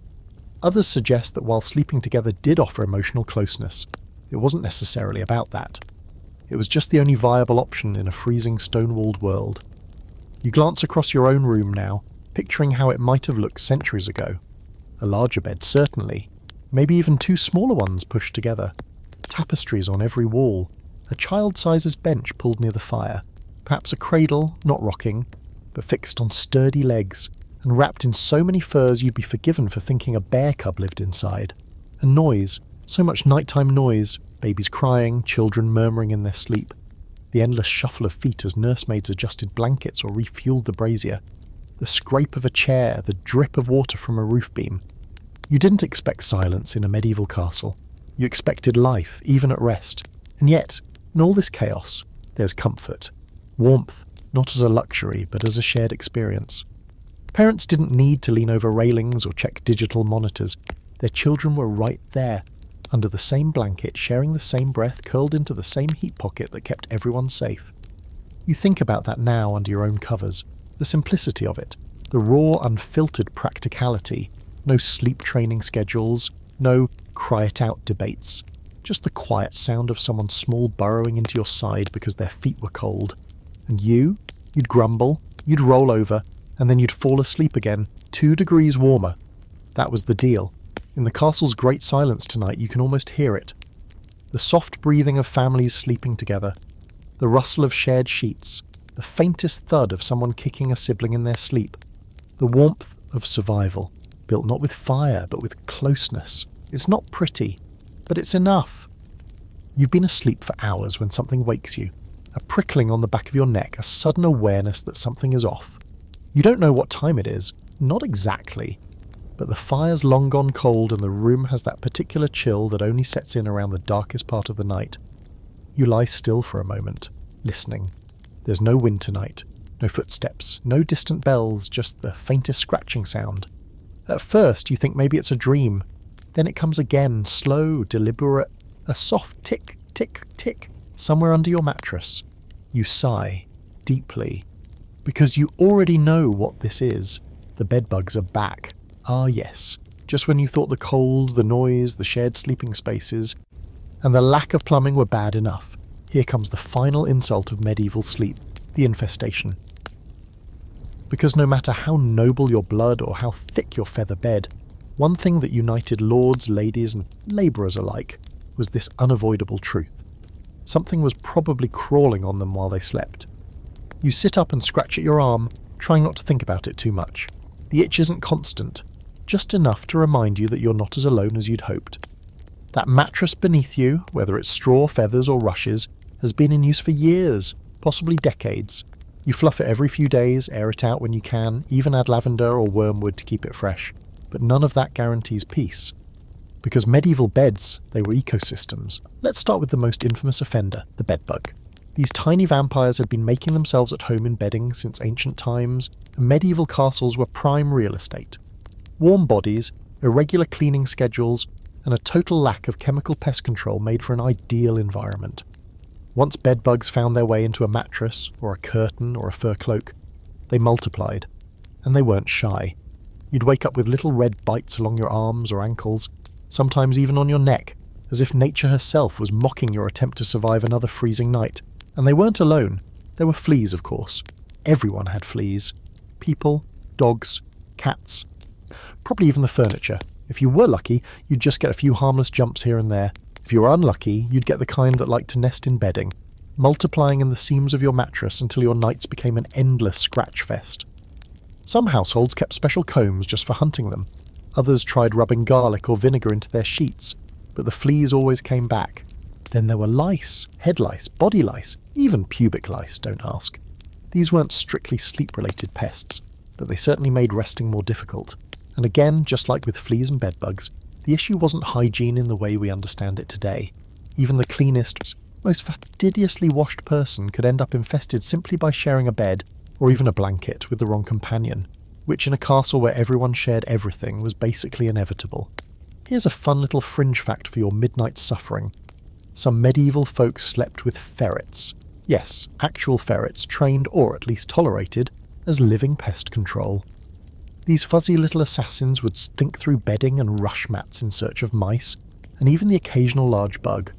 Not exactly the snuggly bedmate you'd wish for, but in a castle full of chewing, scratching, biting invaders, a ferret was a welcome if slightly chaotic solution. Of course, the presence of pests didn't mean people gave up. They had methods, some effective, some not so much. Beds were sometimes taken apart and beaten with sticks, mattresses were dragged outside and aired on lines, weather permitting, and floors were strewn with fragrant herbs like tansy, rosemary or mint to try and mask smells and drive insects away. Certain nobles even commissioned beds made from tightly sealed wood with less space for bugs to hide, or hung fine netting, not for romance, but as a defensive measure. There's an academic debate here, unsurprisingly, about the actual severity of pest infestations in medieval sleeping arrangements. Some records suggest it was simply accepted as part of life, annoying but not catastrophic. Others point to the vast array of recipes, folk remedies, and church sermons warning against unclean living as evidence that infestations were widespread and deeply resented. The truth likely falls somewhere in the middle. For most people, pests were like the weather, miserable, unpredictable, and ultimately outside your control. You flop back onto your mattress, now trying not to think about what might be living in the straw beneath you. Maybe nothing. Maybe everything. You adjust the blanket, scratch your ankle, and mentally debate whether it's worth waking the servant to get fresh linens. Then you remember it's 3 a.m. and she's probably curled up in the hallway with a ferret under her cloak. So you endure, because that's what medieval sleeping was in a nutshell. Not peaceful, not restorative, but endured. You learn to sleep through the scratch of bedbugs, the bite of fleas, the snore of someone beside you, the icy draught, the dripping ceiling, and the occasional crashing thunder of a castle cat launching itself onto a beam overhead. You learn to treat discomfort as background noise. You think of the old herbal remedy tucked under your pillow, lavender again. It helps a little. Not because it works on the bugs, but because it makes you feel like you're doing something. Like maybe this night will be slightly less itchy than the last. And tomorrow, you'll shake out the blanket, you'll toss the mattress if you're feeling brave. Maybe sprinkle a little ash along the bed frame.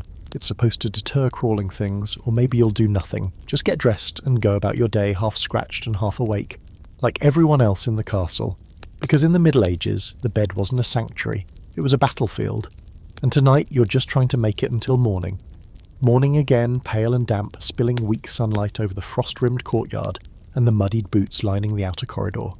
The castle smells like wood smoke, wet wool and cooked onions, which is about as close to perfume as it ever gets. You stretch under your blankets, scratch at a bite behind your knee, thanks again bedbugs, and groan. You're not cold exactly, not yet, but you know it's coming. The second your feet hit the floor, the chill will rise up your legs like a curse. Still, you've got no choice. You've got to move. Today you're travelling, which means your bed, the stiff, lumpy, vaguely flea-adjacent nest you've been enduring, might soon be a distant memory. Not because your next bed will be better, but because it might not exist at all. Because let's get something clear. Travelling in the Middle Ages was rarely warm, and it was almost never comfortable.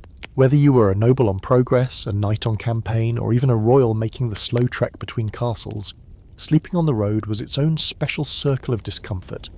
Cold, loud, unpredictable, and deeply reliant on the ingenuity of your servants. You swing your legs out of bed and begin dressing layer by layer, woolen hose, linen underclothes, thick travelling cloak lined with fur that smells a little like yesterday's stable. You'll be on horseback most of the day, jostled over frost-rutted paths and muddy tracks, and tonight, if the gods are kind, you'll have a roof. If not, you'll make do, just like everyone else. So how did people sleep when they travelled? The short answer is, anywhere they could. If you were noble or wealthy, you might travel with a full entourage, including servants responsible for hauling your portable bed. Yes, your bed. Not just the linens, not just the mattress pad, but sometimes even the bed frame. It could be disassembled, carried on carts, and set up wherever you stopped for the night. It sounds extravagant, because it was, but remember, sleeping in the cold wasn't just uncomfortable, it was dangerous. Pneumonia, frostbite, and hypothermia weren't yet in the medical textbooks, but they were on everyone's mind. The travelling bed itself was usually simpler than a castle bed, often just a canvas cot or a folding frame topped with straw or a thin feather mattress, rolled tight for transport. And forget private rooms. You'd be set up in the hall of a host's manor, a crowded roadside inn, or, if you were lucky, a priory. Space was shared, noise was constant, and bedding had to be layered fast and torn down faster. That's where warming pans came in. Imagine arriving to your lodgings, half frozen, and finding your bed, stiff with cold, the sheets damp with chill. Before you crawl in, a servant takes a long-handled brass pan filled with hot embers from the hearth and runs it between the sheets, back and forth, quick but careful. If they do it right, the bed is warm and dry. If they do it wrong, the sheets scorch, or worse, ignite. There are a few historical accounts of this happening, which you should not read if you ever plan to sleep again. Still, these warming pans were considered indispensable for the travelling elite.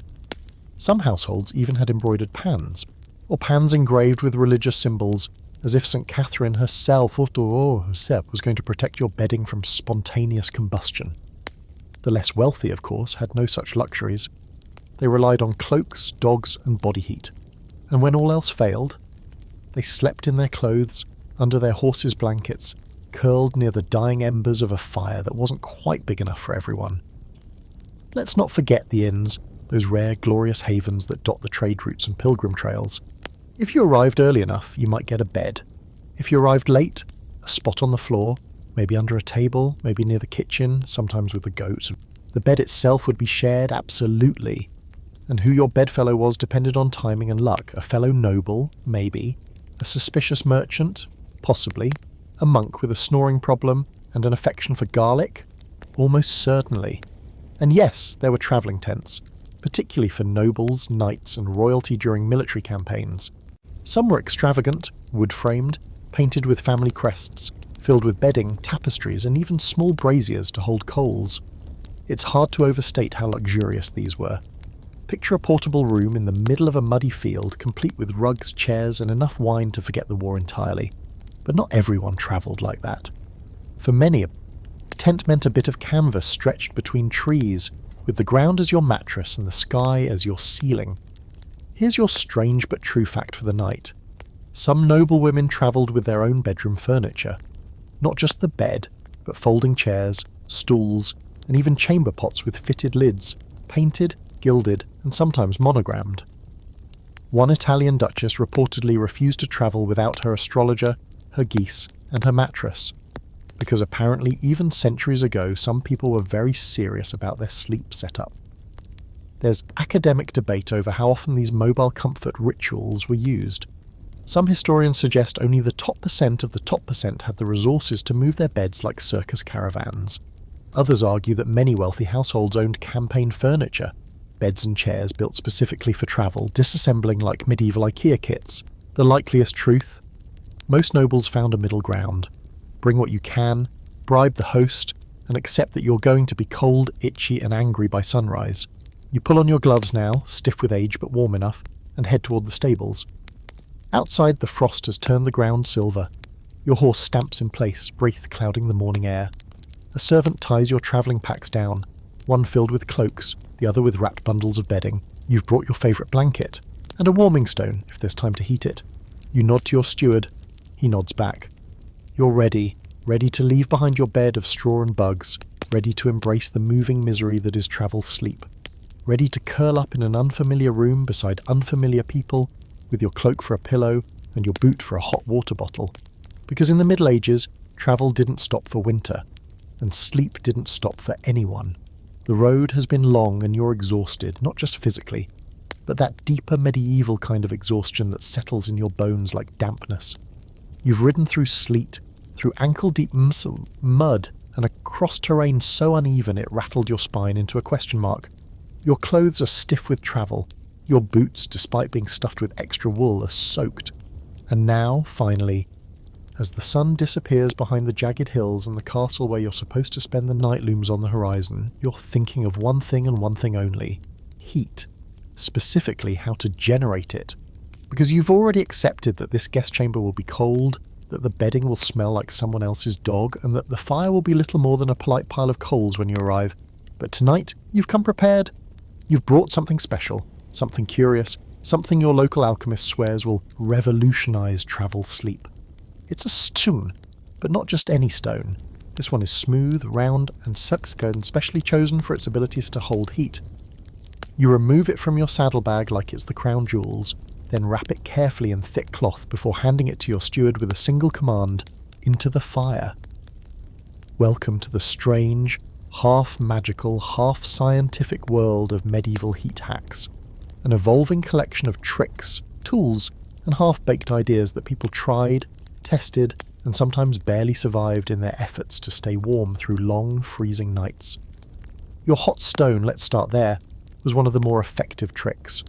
Once thoroughly warmed in the hearth, it could be wrapped and placed beneath your bedding. It radiated heat for hours, sometimes well into the night. Some people placed it at the foot of the bed to warm their legs. Others used smaller ones to cradle in their hands or tuck against their stomachs like a primitive heating pad. If you were clever, you'd rotate them, one in the fire, one in the bed, switching them out like some slow-motion thermal ballet. Alchemists, those oddball scientists of the medieval world, loved this kind of thing. They didn't just hand you hot rocks, they theorized about them. They believed in the mystical properties of certain stones. Basalt for holding heat, soapstone for slow release, even quartz, which one particularly ambitious herbalist swore could absorb the sun's fire. Whether any of this was true didn't matter. If it stayed warm, you used it, and the innovations didn't stop there. Some households experimented with heated bricks, especially in monasteries or manor houses where tiled floors could be deadly cold. These bricks would be baked in the kitchen oven during the day and laid under rush mats or beneath the bed frame at night. They didn't offer the direct heat of a hot stone, but they helped fight off the creeping chill that rose up from the floor like an invisible tide. Then there were the more experimental options. Let's talk about hand warmers.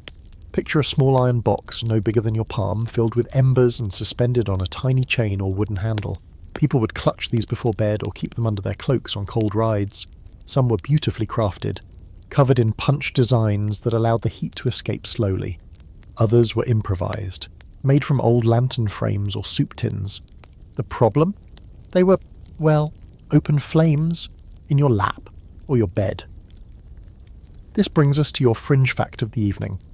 A handful of late medieval alchemists attempted to create ever-hot stones. They claimed to have developed a mineral mixture that, once heated, would retain warmth indefinitely. One German record from the 15th century describes a star-forged stone that could boil water by thought alone. Unsurprisingly, it vanished somewhere between the second and third cup of mead and was never seen again. But for a brief candlelit moment, the dream of the medieval hot battery was real. For the average castle dweller, though, the trick was combining small comforts. You'd heat your stone, you'd place it under the bed, then you'd pull your wool blankets over it, trapping the warmth like a makeshift oven. If you were extra desperate, you might even huddle near the embers of the fire itself, though this came with the risk of waking up coughing, or worse, having a face full of ash and the distinct sense that you'd singed your eyebrows in your sleep. There's a scholarly debate about just how widespread these warming practices were. Some argue that such heat tools were luxury items, reserved for the wealthy or the well-connected. Others suggest they were more common than we assume, especially in rural areas where the knowledge of warming stones and basic chemistry passed from hearth to hearth like treasured secrets. Modern archaeologists have even uncovered scorched stones and charred fabrics near medieval hearths, possibly remnants of this very practice. But as always, practicality won out. If it made the bed warm, if it kept the children from crying, if it let you sleep 1 hour longer without waking to numb fingers, you used it. Whether it was grounded in alchemy, folk magic, or just years of trial and error, medieval people were nothing if not creative when it came to keeping the cold at bay. Back in your chamber, the stone is ready. It glows faintly orange around the edges as it's lifted carefully from the fire with tongs, then wrapped tightly in a thick wool cloth. Your steward sets it at the foot of your bed, under the coverlet. Almost immediately you feel the warmth bloom through the fabric. It's not much, not compared to modern heating, but in this moment, it feels like a miracle. Your toes uncurl, your legs stop trembling. You exhale, long and slow. Later, as you slide under the blankets and settle into the shallow groove your body makes in the mattress, you marvel at how something so simple could make such a difference. A stone, a cloth, a little fire, and for the first time in days, sleep feels possible. Not inevitable, but possible, which in the Middle Ages is about as good as it gets. You wake in the dark as usual, though this time you're warmer than you expected to be.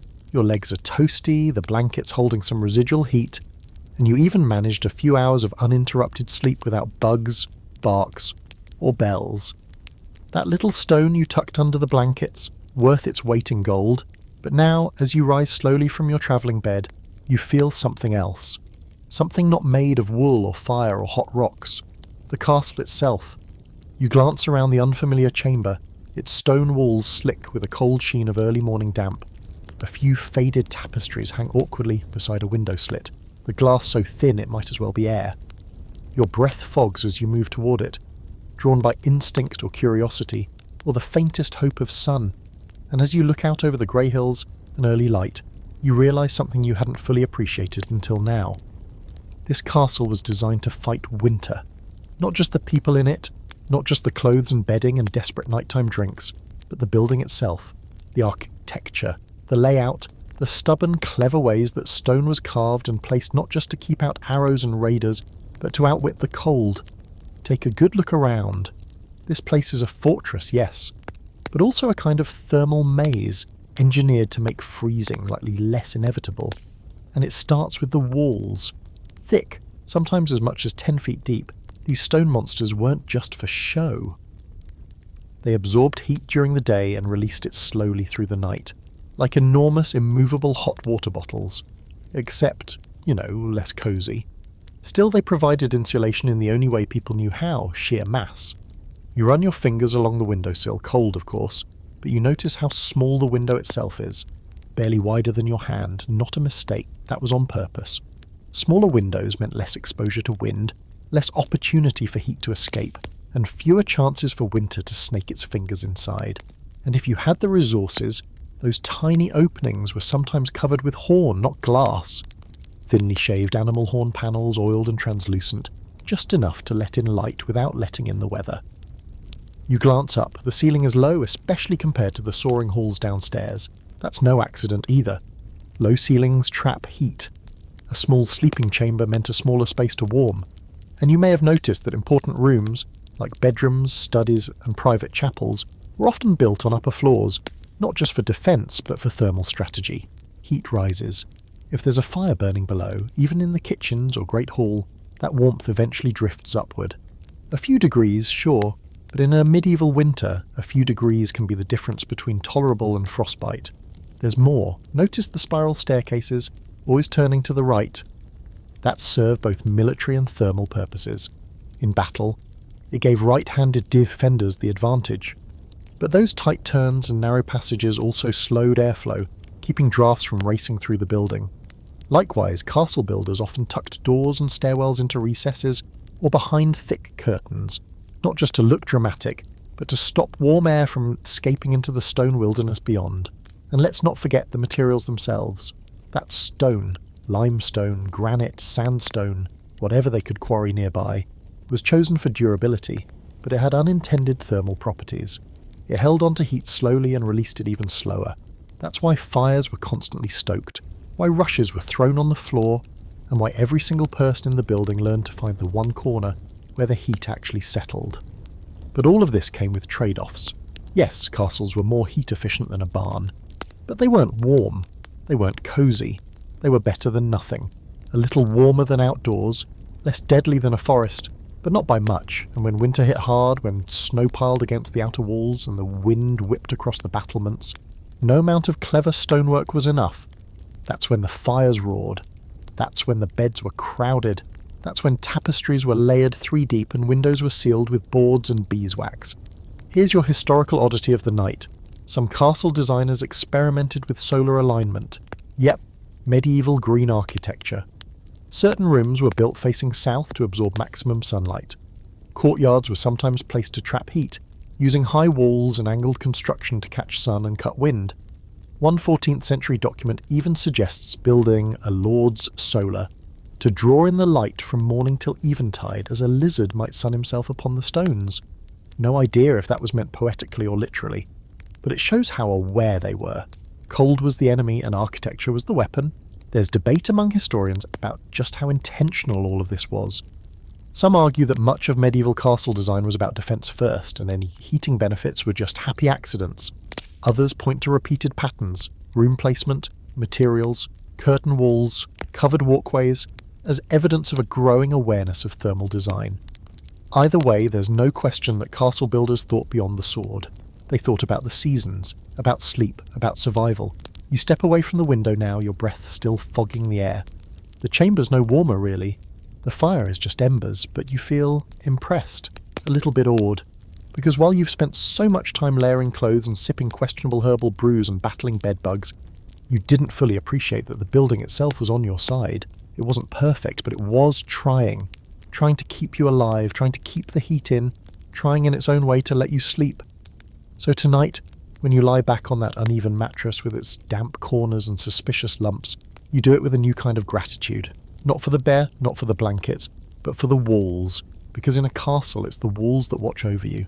Stone, wind-worn, older than memory, and just warm enough to matter. You're back in your own chamber now, several days and many cold miles later. The travelling stone has cooled, your boots are still drying by the hearth, and your bed looks both comforting and slightly suspicious. Like it's been holding grudges while you were away. You drop your cloak onto a nearby bench, flex your aching shoulders, and let out a breath that's half exhaustion, half satisfaction. You survived. Again. But tonight, as you peel off your woolen hose and lower yourself into the bed with a satisfying creak, there's a new thought lingering at the edge of your mind. Not about the cold, not even about the bugs, but about the noise, because for all the tricks, traditions and tactics you've learnt to manage the temperature, there's one thing medieval castles never fully mastered. Sleeping in peace, the castle is alive, not metaphorically, not romantically, literally. It is a breathing, groaning, fidgeting animal made of stone and wood and echo. And once you start to hear it, you can't unhear it. It begins with the beams. They creak. Not gently, not sweetly. No, they shift like old knees and stretch like tired backs. Wooden supports, those grand arching ribs of the ceiling, moan as they expand and contract in the cold. Sometimes it sounds like a footstep overhead, other times like a low animal cry. And for one unforgettable hour last winter, you swore you heard a whisper directly above your head until you realised it was just wind slipping through a warped joint in the rafters. Probably. Next comes the scratching. Soft, worried, irregular. That's likely. Mice, definitely. Something larger and furrier with extremely bad timing. Don't think about it.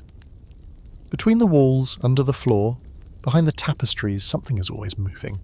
Scavenging for crumbs, nesting in the rushes, possibly reenacting a full social drama involving mouse marriages and cheese politics.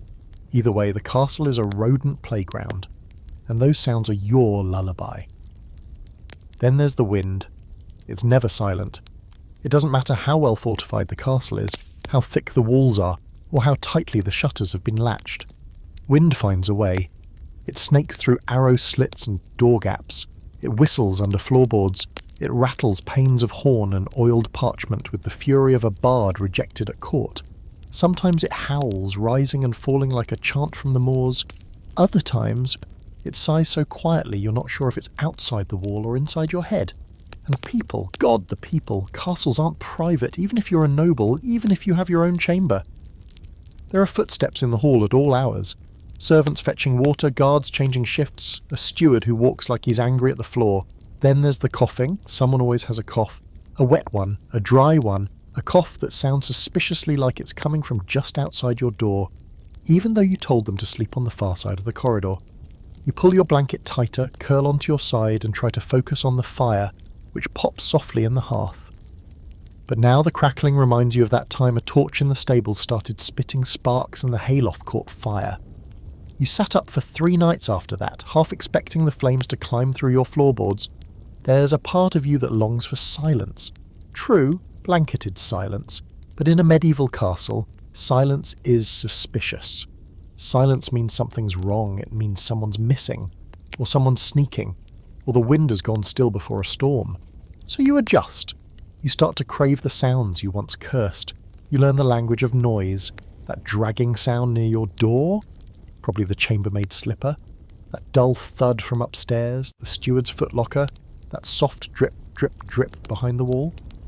Rain seeping through a crack that no one's gotten around to fixing since last autumn, or possibly the start of a full-blown leak that'll soak your bedding by morning. Who knows? Here's your delightfully miserable fringe fact for the evening. Some medieval castle residents took to sleeping with cloths or wax plugs stuffed in their ears to drown out the noise.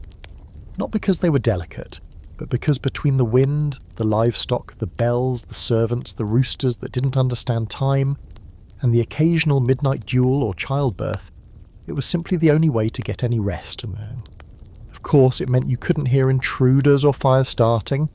Hey, trade-offs. There's scholarly debate about how well medieval people actually slept. Some argue that constant noise, poor conditions, and unpredictable disruptions meant most people existed in a perpetual state of mild sleep deprivation. Others suggest that people adjusted over time, developing deeper sleep habits that could withstand the chaos around them. After all, when you've known nothing else, when you've never heard true silence, does the noise even register? You roll over now, trying to find that one sweet spot in the mattress that doesn't feel like a sack of turnips. Outside, a distant dog barks. Someone answers with a thrown boot and a curse in Old French. The wind starts up again, dragging its fingers along the shutter like it's trying to write a message in dust. You close your eyes. It's loud, of course it's loud, but it's your kind of loud now. Familiar, predictable, almost comforting. Because at least when the castle's this noisy, you know it's still standing, still alive. And somehow, in the middle of the scratching and creaking and coughing and rustling and moaning, you fall asleep. Not all at once, not peacefully, but enough to dream. The dream you were having was strange. Something about trying to light a fire with a spoon while a monk lectured you on proper sock storage. But it's gone now, vanished the second you blink awake and stare into the inky dark of your room. Something's wrong. Not dramatically wrong, there's no shouting, no alarms, no flames licking at the rafters, but there's a feeling, a shift, the kind of quiet that wraps too tight around your skin. The fire's out. The shutters are still, your breath fogs in the air. But that's not what's bothering you. No, it's something deeper. You reach a hand under the blanket and confirm it. Your feet are freezing. And not just cold, we're talking sharp, numbing ice brick feet that feel like they've been dipped in snowmelt and then sealed in iron. No amount of shifting or toe wiggling helps. It's like they've given up on circulation entirely. You groan and roll onto your back, debating whether to reheat the stone or just pretend you don't need feet anymore. But as you stare at the dark ceiling, gritting your teeth and mourning the loss of 10 perfectly good toes, it hits you. This is exactly why people used to sleep in shifts. Not work shifts, sleep shifts, because in the Middle Ages, people didn't always sleep all the way through the night. Not because of insomnia or noisy neighbours, but because that wasn't how sleep worked, at least not back then. Welcome to the mysterious half-forgotten world of segmented sleep, or what some historians call first sleep and second sleep. For much of the medieval period, sleeping in one long uninterrupted block wasn't the standard. Instead, people would go to bed not long after nightfall, sleep for a few hours, wake up for a bit, and then go back to sleep again until dawn. You stretch your legs, trying in vain to reintroduce blood flow, and picture it. The entire castle, guards, cooks, nobles, servants, all nestled into their beds for first sleep. A few hours pass, then slowly, like fish rising to the surface, they begin to stir. Not everyone, not all at once, but in enough numbers that it becomes a thing. People wake, they sit up, they stoke the fire, they talk, they pray, some write, some even visit neighbours, tiptoeing down draughty halls for a quiet chat or, more scandalously, a late-night rendezvous under the pretense of discussing goat prices. It sounds strange now, but it was completely normal. In fact, it was expected. There are references in medieval literature, court records, even medical texts that treat this waking period as a natural part of the night. Doctors recommended using it for quiet reflection or prayer. Religious texts praised the wakeful hours as ideal for spiritual clarity. Farmers might use the time to check on animals or prepare for the next day. And if you happen to share a bed with someone, well, this was also considered an appropriate window for, shall we say, marital negotiations. Here's a curious little fact. Many of the recorded nighttime prayers from this period were written specifically for the time between sleeps. Monks had entire routines built around these hours, rising for matins in the dead of night, reciting psalms by candlelight while the rest of the world dozed through their first or manned slumber. Even secular folk observed the rhythm. You weren't disturbed by waking, you expected it. Of course, there's a scholarly debate about how widespread segmented sleep truly was. Some argue it was more common in rural areas or among the deeply religious. Others suggest it was nearly universal before artificial lighting became common. The general theory is that once candles, oil lamps, and eventually gas and electric lights allowed people to extend their days, our sleep began to compress into a single uninterrupted block. Before that, the natural darkness encouraged this two-part sleep, timed neatly with the body's circadian rhythms and the flickering life of firelight. Back in your room, you sigh and finally sit up, pulling the blanket around your shoulders like a sad, sleepy cloak. The room's colder than before. You consider lighting the fire again, but the thought of leaving the blanket bubble makes your spine curl in protest. So instead, you do what medieval people often did during this middle-of-the-night wakefulness. You think, not in a productive way. You're not solving equations or mapping trade routes, more like slow, wandering thoughts. Did you leave your gloves in the stable? What did the cook mean when she said the stew was haunted? Is it possible the firewood is cursed? That sort of thing. Eventually you stand, quietly, your feet complain every step of the way, but you move to the window and peek through the shutter. The world outside is velvet dark, the stars smeared across the sky like milk. No lights, no torches, just a lone figure walking the parapet, one of the guards bundled in a fur cloak pacing to stay awake. You feel a strange kinship with him, because here you are, awake in the middle of the night, not because something is wrong, but because that's how it's supposed to be. Maybe your body remembers, maybe some old ancestral part of you is still tuned to the rhythm of the past. First sleep, waking, second sleep. A forgotten cadence still humming softly in the background of your modern brain. Eventually you return to bed. You rub your feet together for heat, pull the blanket back up to your ears, and close your eyes.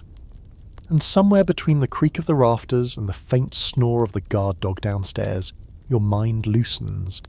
Your breathing slows, and you slip into your second sleep, just like they used to.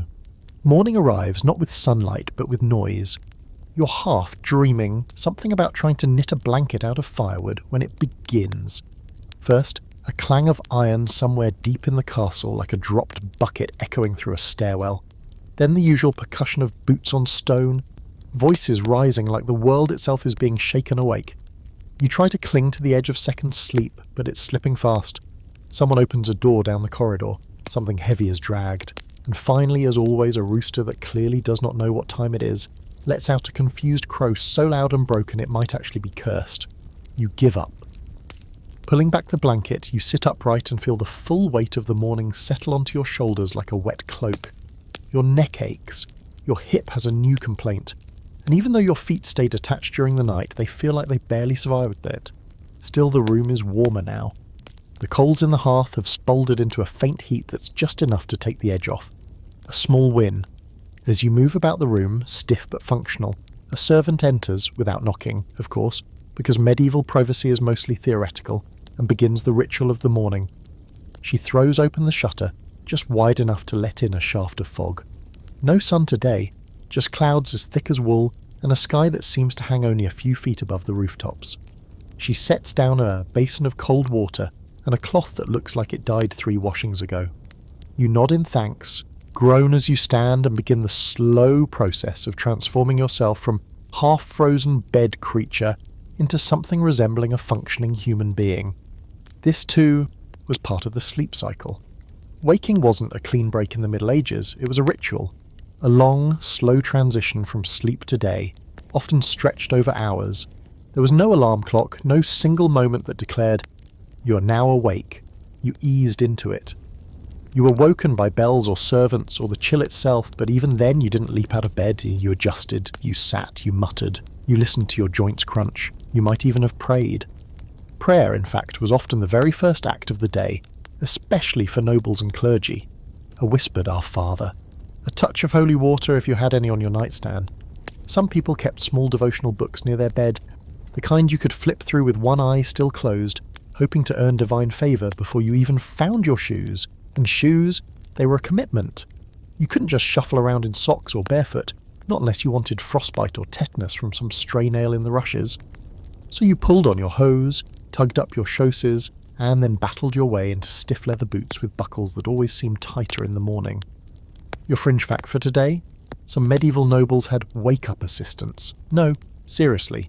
Their job was to enter quietly before dawn, stoke the fire, warm a cloth, and then gently rouse their lord or lady with a whispered greeting, and sometimes even a cup of warm spiced wine. If that sounds wildly luxurious, remember, the same person probably had to clean the chamber pot an hour later, so let's not get too jealous. You wander over to the basin and splash your face with the kind of cold water that makes your ancestors blink inside your skull. It's shocking, yes, but also oddly clarifying.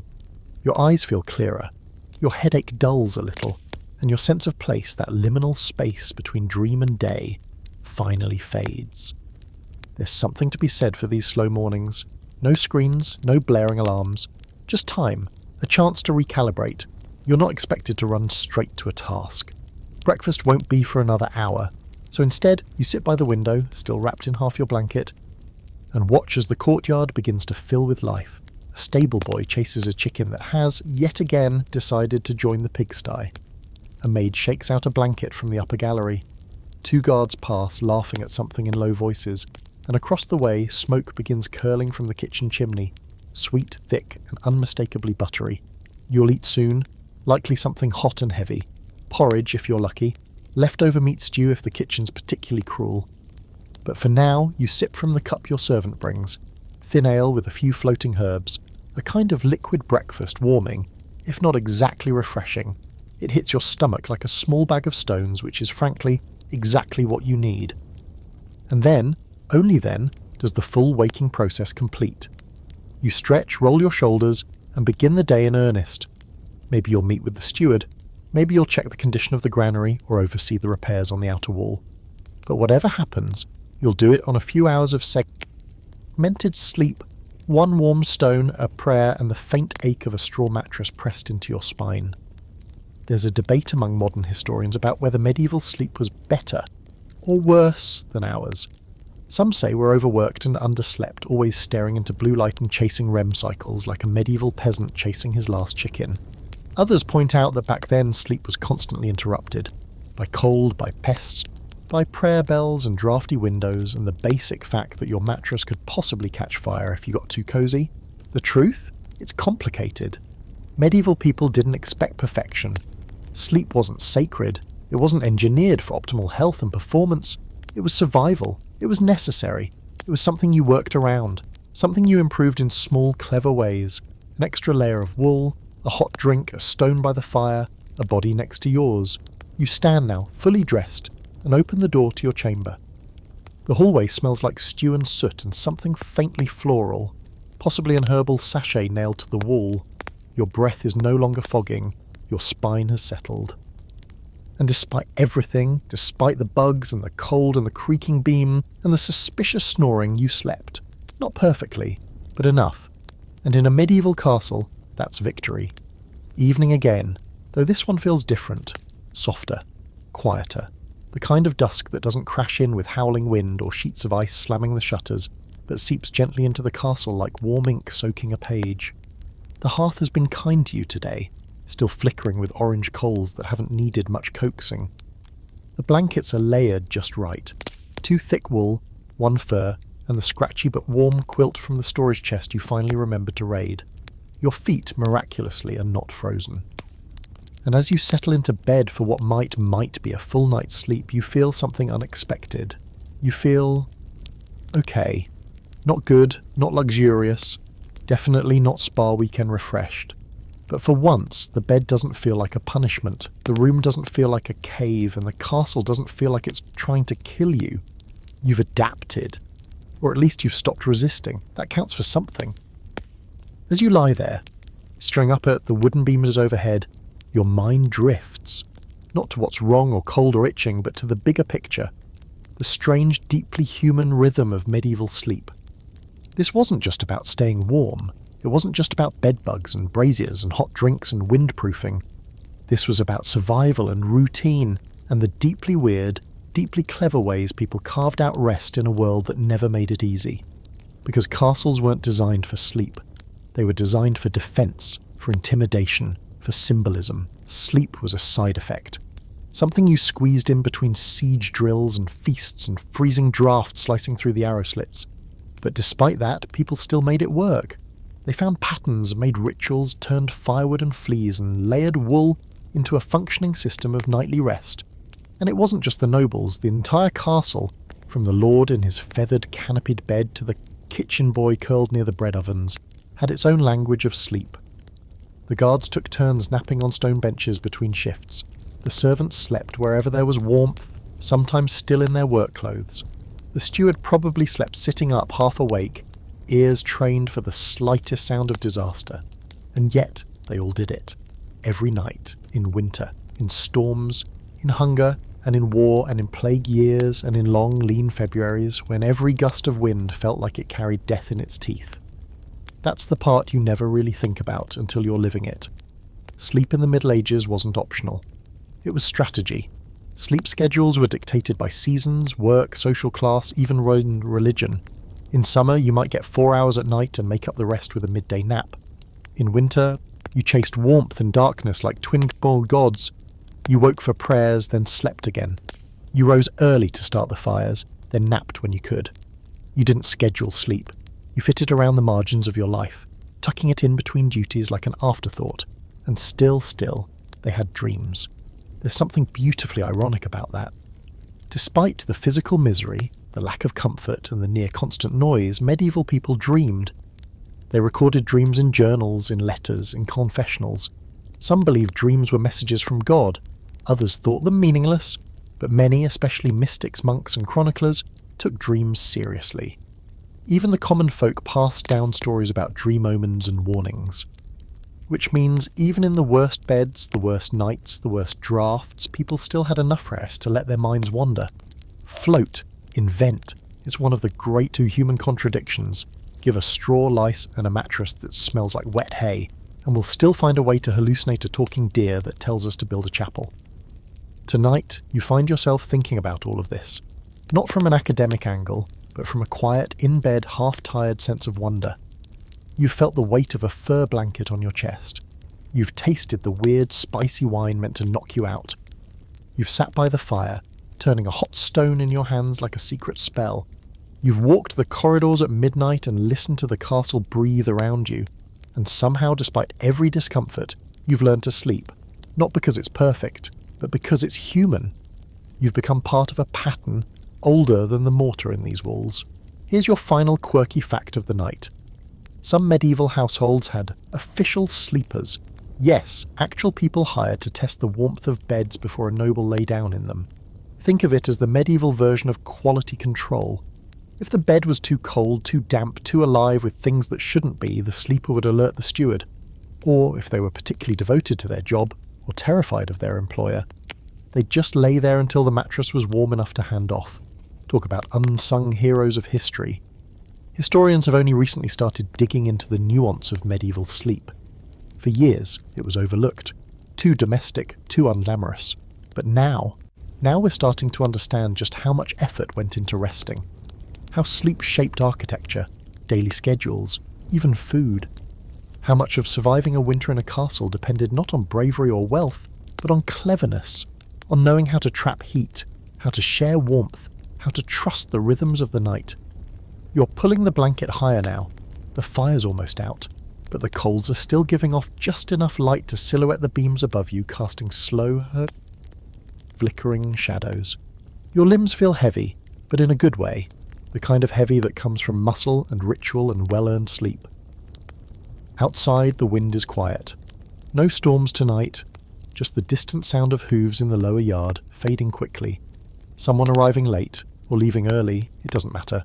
Because you're here, wrapped in warmth that wasn't easy to earn, resting in a bed that once felt like punishment, now claimed as your own, listening to a castle that for once has nothing more to ask of you.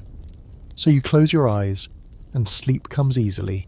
The castle sleeps with you. So now, with the fire gone to embers and the last of the candle stubs flickering out on their own terms, we've reached the quiet part. You made it. Through the cold, through the noise, through the itchy straw mattresses, the wandering livestock, the middle-of-the-night ghost thoughts, and the kind of bone-deep medieval fatigue that made even a pest-ridden featherbed feel like a luxury. You've slept with hot stones. You've bargained with warming pans. You've negotiated peace treaties with your own toes. And somehow, here at the end of it all, you're still here.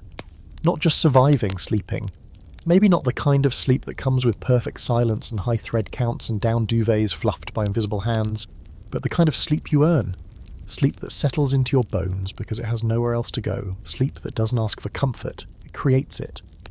Bit by bit, layer by layer, like wool, like stone, like tradition. And now, as the castle curls around you in the final hush before dawn, it's easy to see how they did it. How they slept in towers and keeps, in chambers and closets, in stables and solars and servants' corners. Not because it was easy, but because sleep always finds a way.